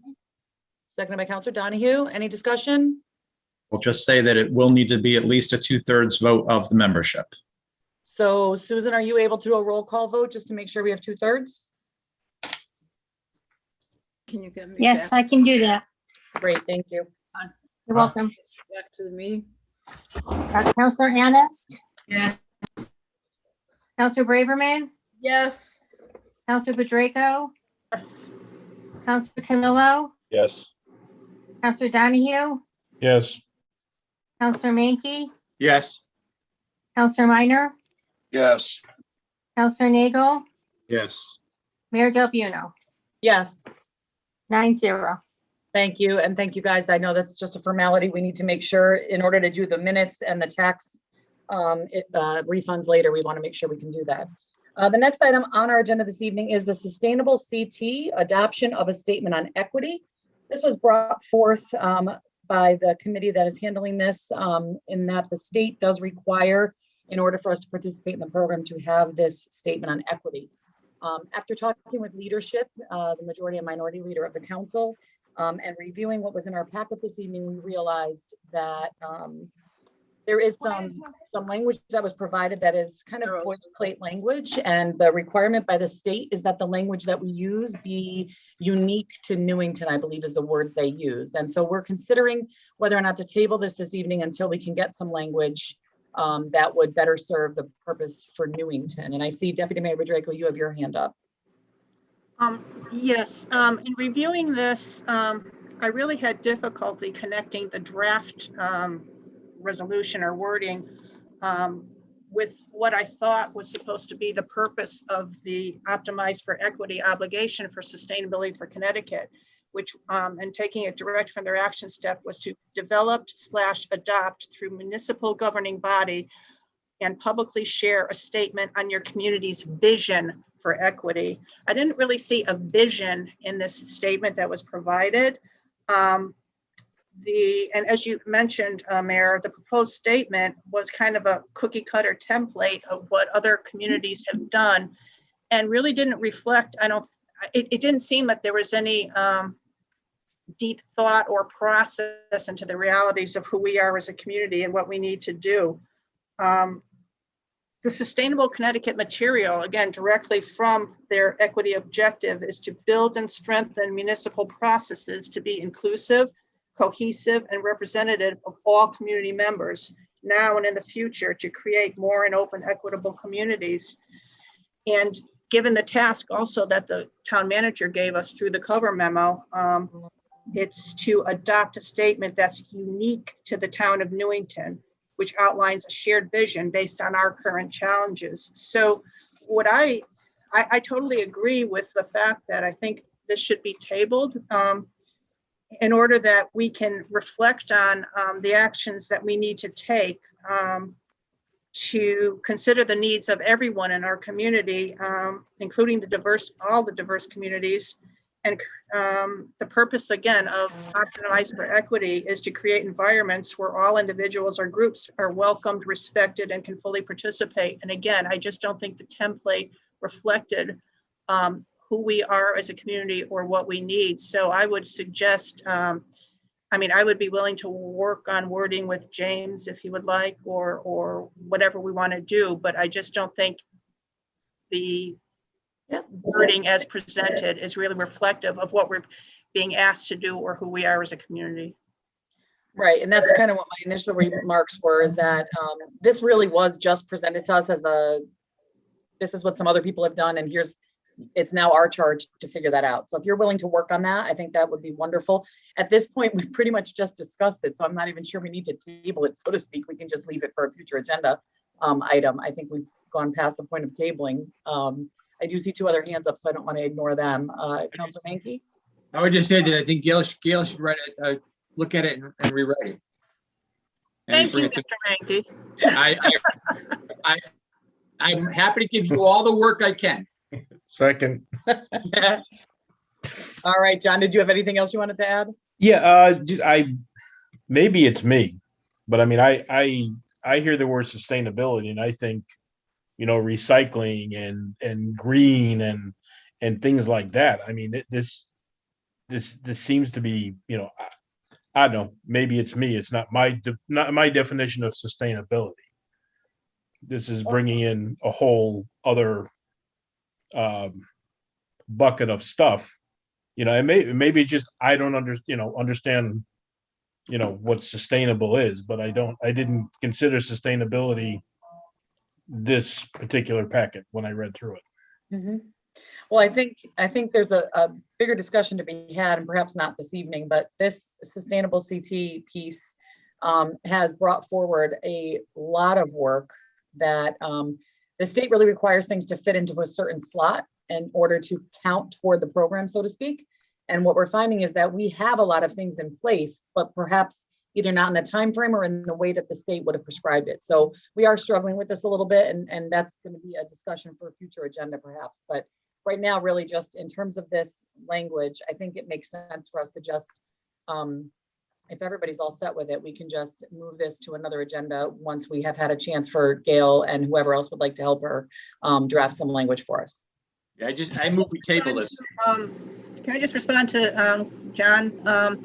Yeah, John, that's initially when we got into this was like a year, I think actually Craig Miner, our previous town planner, was the one that kind of introduced us to this. And yeah, Sustainable Connecticut is, how do you become a thriving community? How do you make the most of your resources? How do you, it's more environmentally, but the thinking was, as it evolved, is to be a sustainable and thriving community, you really have to have the input of all community members, get their buy-in, get their needs, get their ideas, the inclusiveness and the optimization of that. So this particular item was added, and it's a requirement to come up with a state, the Sustainable Connecticut organization in order for us to even go further in the process in terms of gaining any kind of certification, it's their requirement that each town adopt a statement on equity if they want to go for, if they want to participate and get certified. I think, is there a motion on the table to table this? I believe you made a motion, Mr. Mankey. Okay. I'll second it. Seconded by Councilor motion. Camillo. Any discussion on the tabling? Yes, one thing. I know other towns are doing this, but they're hiring a consultant to do it because some of this is really out of our league. So it might be somewhere to look. So, Thank you. Councilor Nagel, you still had your hand up. Are you still waiting to speak? Yes, I am. I do think we need to define for us to make it clear what not only sustainability means for Newington, but other aspects of the resolution that whatever that it was put forth that we feel comfortable with, and as others have mentioned, be more inclusive for our community and the unique environment in which we happen to live. So I patiently was waiting to give my support to whatever you wish to do. Have it at our next meeting, or to table it if that is the wishes of the council. Okay, so we do have the motion on the table. We have a second. If there's no further discussion, all those in favor of tabling, say aye. Aye. Aye. Any opposed? Motion passes. Thank you. All right, we are moving on now to resignations and appointments. Are there any this evening? No. I have none.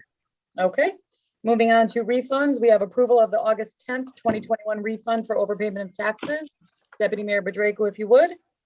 Resolved that property tax refunds in the amount of $1,394.13 are hereby approved in the individual amounts and for those named on the request for refund of an overpayment of taxes certified by the revenue collector, a list of which is attached to this resolution.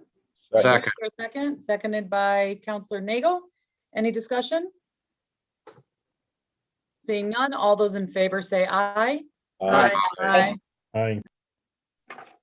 Councilor Braverman and Councilor Minor, your mics are off. I just need to see a nod or something signifying if you're in it. Go ahead. Aye. Thank you, Chris. Sharon, can you give me a thumbs up if you're an aye?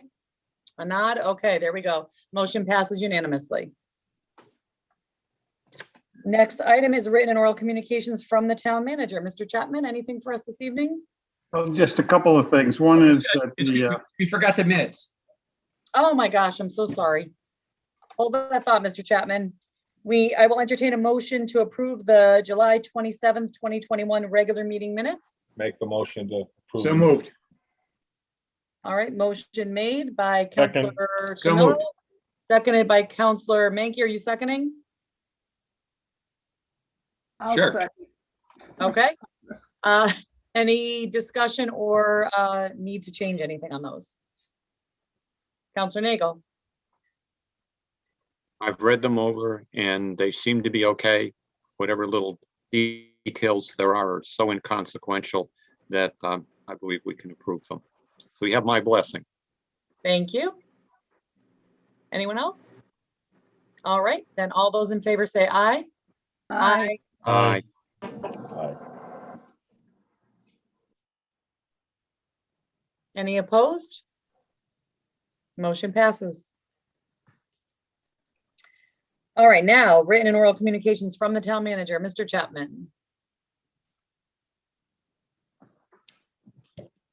Can you hear me okay? Yes. Okay, just a few things. One is the two sections of the roof at the high school look that they will be done this month. So that will work out fine. We didn't know if we were going to have the material for both, but I believe, have secured it, so that should move along. The second thing is we're going to have the Welcome to Newington sign taken down on East Cedar Street, refurbished, and then add on to the bottom of it, home of Bill Rogers, marathon champion. That should, it should set it off nicely, and it's going to be color coded, so it should look real nice. And the final thing is the, oh, okay, yeah, we were gonna have an open house in September, however, because of COVID now, that's not gonna happen. So the town hall will be not available for an open house until further notice. Thank you. Okay, thank you. Any council comment or question? All right, I don't see anyone. We will move on to council liaison committee reports. Deputy Mayor Bedrejko. Yeah, I just want to let people know that tomorrow night at the TPC meeting, there's going to be a public hearing on whether the local medical marijuana retailer on the Berlin Turnpike will be allowed to sell recreational marijuana as well. And that's the Fine Fettle that's up, I don't know, sort of near McDonald's, whatever. But by state law, the zoning commissions can't arbitrarily reject the application. And our town planner has indicated that municipalities without a specific regulation on recreational marijuana stores have to treat the proposed hybrid plan, and this is a hybrid business because it's already been approved and is selling medical marijuana, so it's kind of a hybrid. Now they want to move into the recreational marijuana as well. And we can't treat it any differently than the most similar use in the zoning district. And in the planner's opinion, the most similar use is already at the medical marijuana dispensary. So again, it doesn't mean that they're going to gain the state licensing and special approval, but they want to put in their application for it. So that will be a public hearing tomorrow night at TPZ. And also at TPZ later in the meeting, there's an item that says they're going to be discussing a zoning text amendment regarding the adult use of cannabis sales in the business Berlin Turnpike zone and cultivation in the industrial zones. And the applicant and contact is the Newington Town Planning and Zoning Committee. So they're going to start, due to the fact that recreational marijuana is now legal in Connecticut, different communities are looking at ways to address it. So the TPZ is going to start these discussions. Great. Thank you for that update. Anyone else? Okay. We'll move on to public participation. Any member of the public may speak in the Zoom application. Let us know by raising your hand. And if you are on your phone, *9 will raise your hand. The time limit for the end of our meeting is 3 minutes each. And if you would please state your name and address for the record when you begin, we would appreciate that. I'm going to just switch over and see. We have a few hands up right now. First caller is Rose Lyons.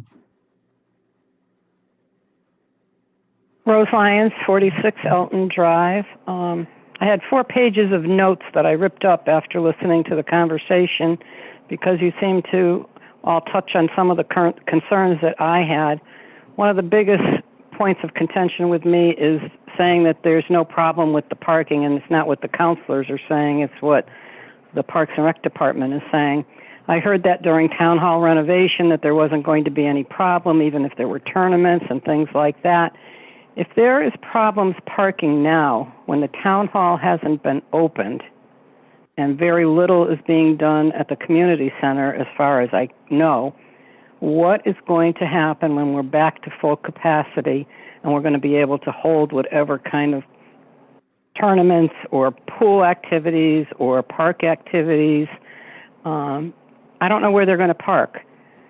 I believe that the library parking lot is privately owned. It's not town property. It's either the Board of Trustees or some entity associated with the library who bought the property and put the parking lot on it. And in my opinion, they got fooled once. There's the old saying, fool me once, shame on you. Fool me twice, shame on me. I hope they keep an eye on what's going on here. They relied on Mady and I to look after their interests when Town Hall Reno was coming, and we see where that landed them. I'm just concerned, but in listening to the conversation tonight, I think that sending it back to the committee and coming up with a plan less expensive and taking care of the needs at both parks would be fine. Thank you very much. Have a good night. Thank you, Ms. Lyons. Let's see. All right, the next caller is CC1. I believe that was Ms. Osgood from earlier. Yes, hello. Hello. Hey, how are you? Good, thanks. If you could just state your name and address again for the record. Sure, it's Kieran Osgood, 78 Garfield Street. Okay. So I want to just touch base quickly again. I know I spoke earlier. Believe it or not, there were roofers at my house all day. If you were at the town hall, you probably knew that. And they left promptly at 9 p.m. this evening. When I called in earlier, I actually was just trying to log on, and Bethany kind of called me out on like, oh, like she wants to talk, and I totally wasn't ready.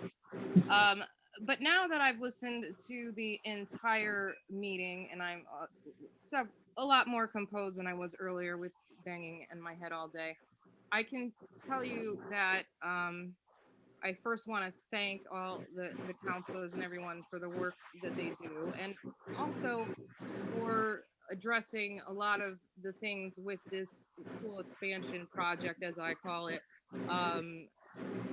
that is certainly seemingly coming forth fairly quickly, in my opinion. You know, one of the things, I'm a parent, I'm a taxpayer, I am a resident around the park. And here's the thing. If I were to be on guard right now and be the aquatic professional and take that stance, I could easily go head for head, challenge for challenge with almost everything that was said, from programming to numbers. We do not get 15,000 people ever through this pool over here. I mean, let's just call it what it is. Talk to the people who live here. Talk to the people who live around Churchill Park. Talk to the people who use the services, who need the services, not just the 5 or 6 select people that want to push projects through. I've lived here for 20 years on this street. Someone was bringing up the noise. I heard Mr. DeMeo say, what? That's like not a thing. Are you kidding me? Air conditioning on, windows closed, Mr. DeMeo. I hear every word all the time. I'm sick of your advertisements, to tell you the truth. And as far as, let's get more bands in here, let's get more motorcycles in here, let's get more everything in here. Where is the open space left in this town? There are places, people you can go to build. I, as a professional, can tell you, I've pretty much given up looking for the perfect pool in the town of Newington, Bill, because I would love that no better than anyone. However, this can't happen over here. This park is a quarter of a mile around, if that. It is a small park. It is a quaint park. It is for people who want to stroll, for seniors who want to relax, for people who have anxiety, who have stress, who want to walk their babies, who want to walk their dogs, who want to see wildlife, which is just dwindling. Where are the conservationists on this? The pool didn't go to the backfield because of the conservation wetland area. Are you going to tell me that the new parking lot that you're going to put behind the tennis courts with this project phase in, with the other parking lots, the lookouts, what are we talking about? We're talking about bocce courts. We're talking about kayaking on this little pond. I've never seen anything so ridiculous in my life. Ms. Osgood, I greatly appreciate it, but we need to ask you to wrap up just because we have a 3-minute limit. I'm sorry, but you know, this is, I will be happy to address another time, but this is definitely close to my heart for several reasons. But my advice would be to everyone on the council, and especially to the Park and Rec Department. You don't ever come to the people first. You don't ever come address us, talk to us. You know, we're here, we look out for the park, we're your eyes and your ears, we are your backyard. We tell you when there's crimes going on around here, we tell you when there's problems, we're telling you a lot of things. We're also telling you that this is not the right place for this project. All right. So, thank you. Thank you, Ms. Osgood. I do hate that I have to cut people off, but we do have our rules for a reason. So I apologize that that has to happen. All right, we have the next caller is 945 is the last 3 digits.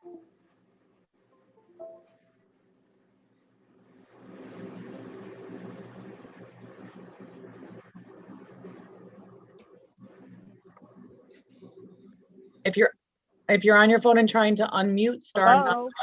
Hello. Hi, it's Leanne Mankey, 112 Northwood Road. I've listened to this. I want to thank the counselors for voicing the concerns that they have had and the questions that they've had. I appreciate all the work that Parks and Rec has done for this. I do support that the Parks and Rec need to have something done about the pools, but I do not support this proposal. And I'm adamant against it both as a taxpayer. And although I don't speak for the library board because we have not met to discuss this, I am on the library board and I have been very involved over the course of the last decade and a half on the library board. I was involved in the aftermath after we purchased the 2 houses, knocked down the houses, so we paid $500,000 of private funds with the idea of furthering our expansion plans. The parking lot that went up was to help and be a good part of the campus and the community as the town hall moved forward, with the understanding that someday we will have an expansion there. Well, if we put in this particular proposal with the pool and what have you across the way, if I understand correctly what Mr. Fortuna said, you can potentially have 600 people in that spot. 600 people, 4 people in a car, you have well over 100 spaces of parking that will be taken. Yes, okay, fine, walking paths and whatever. But let's face it, human nature, you park as close as you can, particularly if you're schlepping beach chairs and kids and strollers and everything else. That is going to be a nightmare on Garfield Street. And also, it basically precludes the library from ever adding on. Now, I do have a soft spot for the library. I admit that freely. However, I also want to look at the overall needs of the town. It seems to me that you put in a pool in that location and you have disrupted the neighborhood. You've disrupted the plans. You can't park now. We're going to add that. I'm very, very adamantly opposed to this. And I can tell you, like I said, I don't speak for what the board says, but I am a board member and I will go back and I will talk to my board and I will rally the troops as best I can. This is not an acceptable thing to me as a taxpayer, the cost, and it is not addressing the town needs. And it is certainly cutting the library right off at the knees.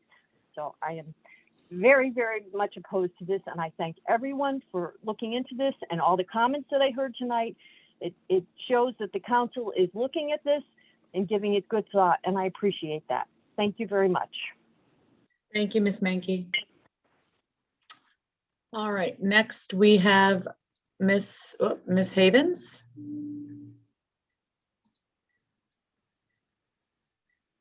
Hi, Dana Havens, 113 Stoddard Avenue. Okay, so listening to Bill and the architect speak, there's some more concerns that popped up.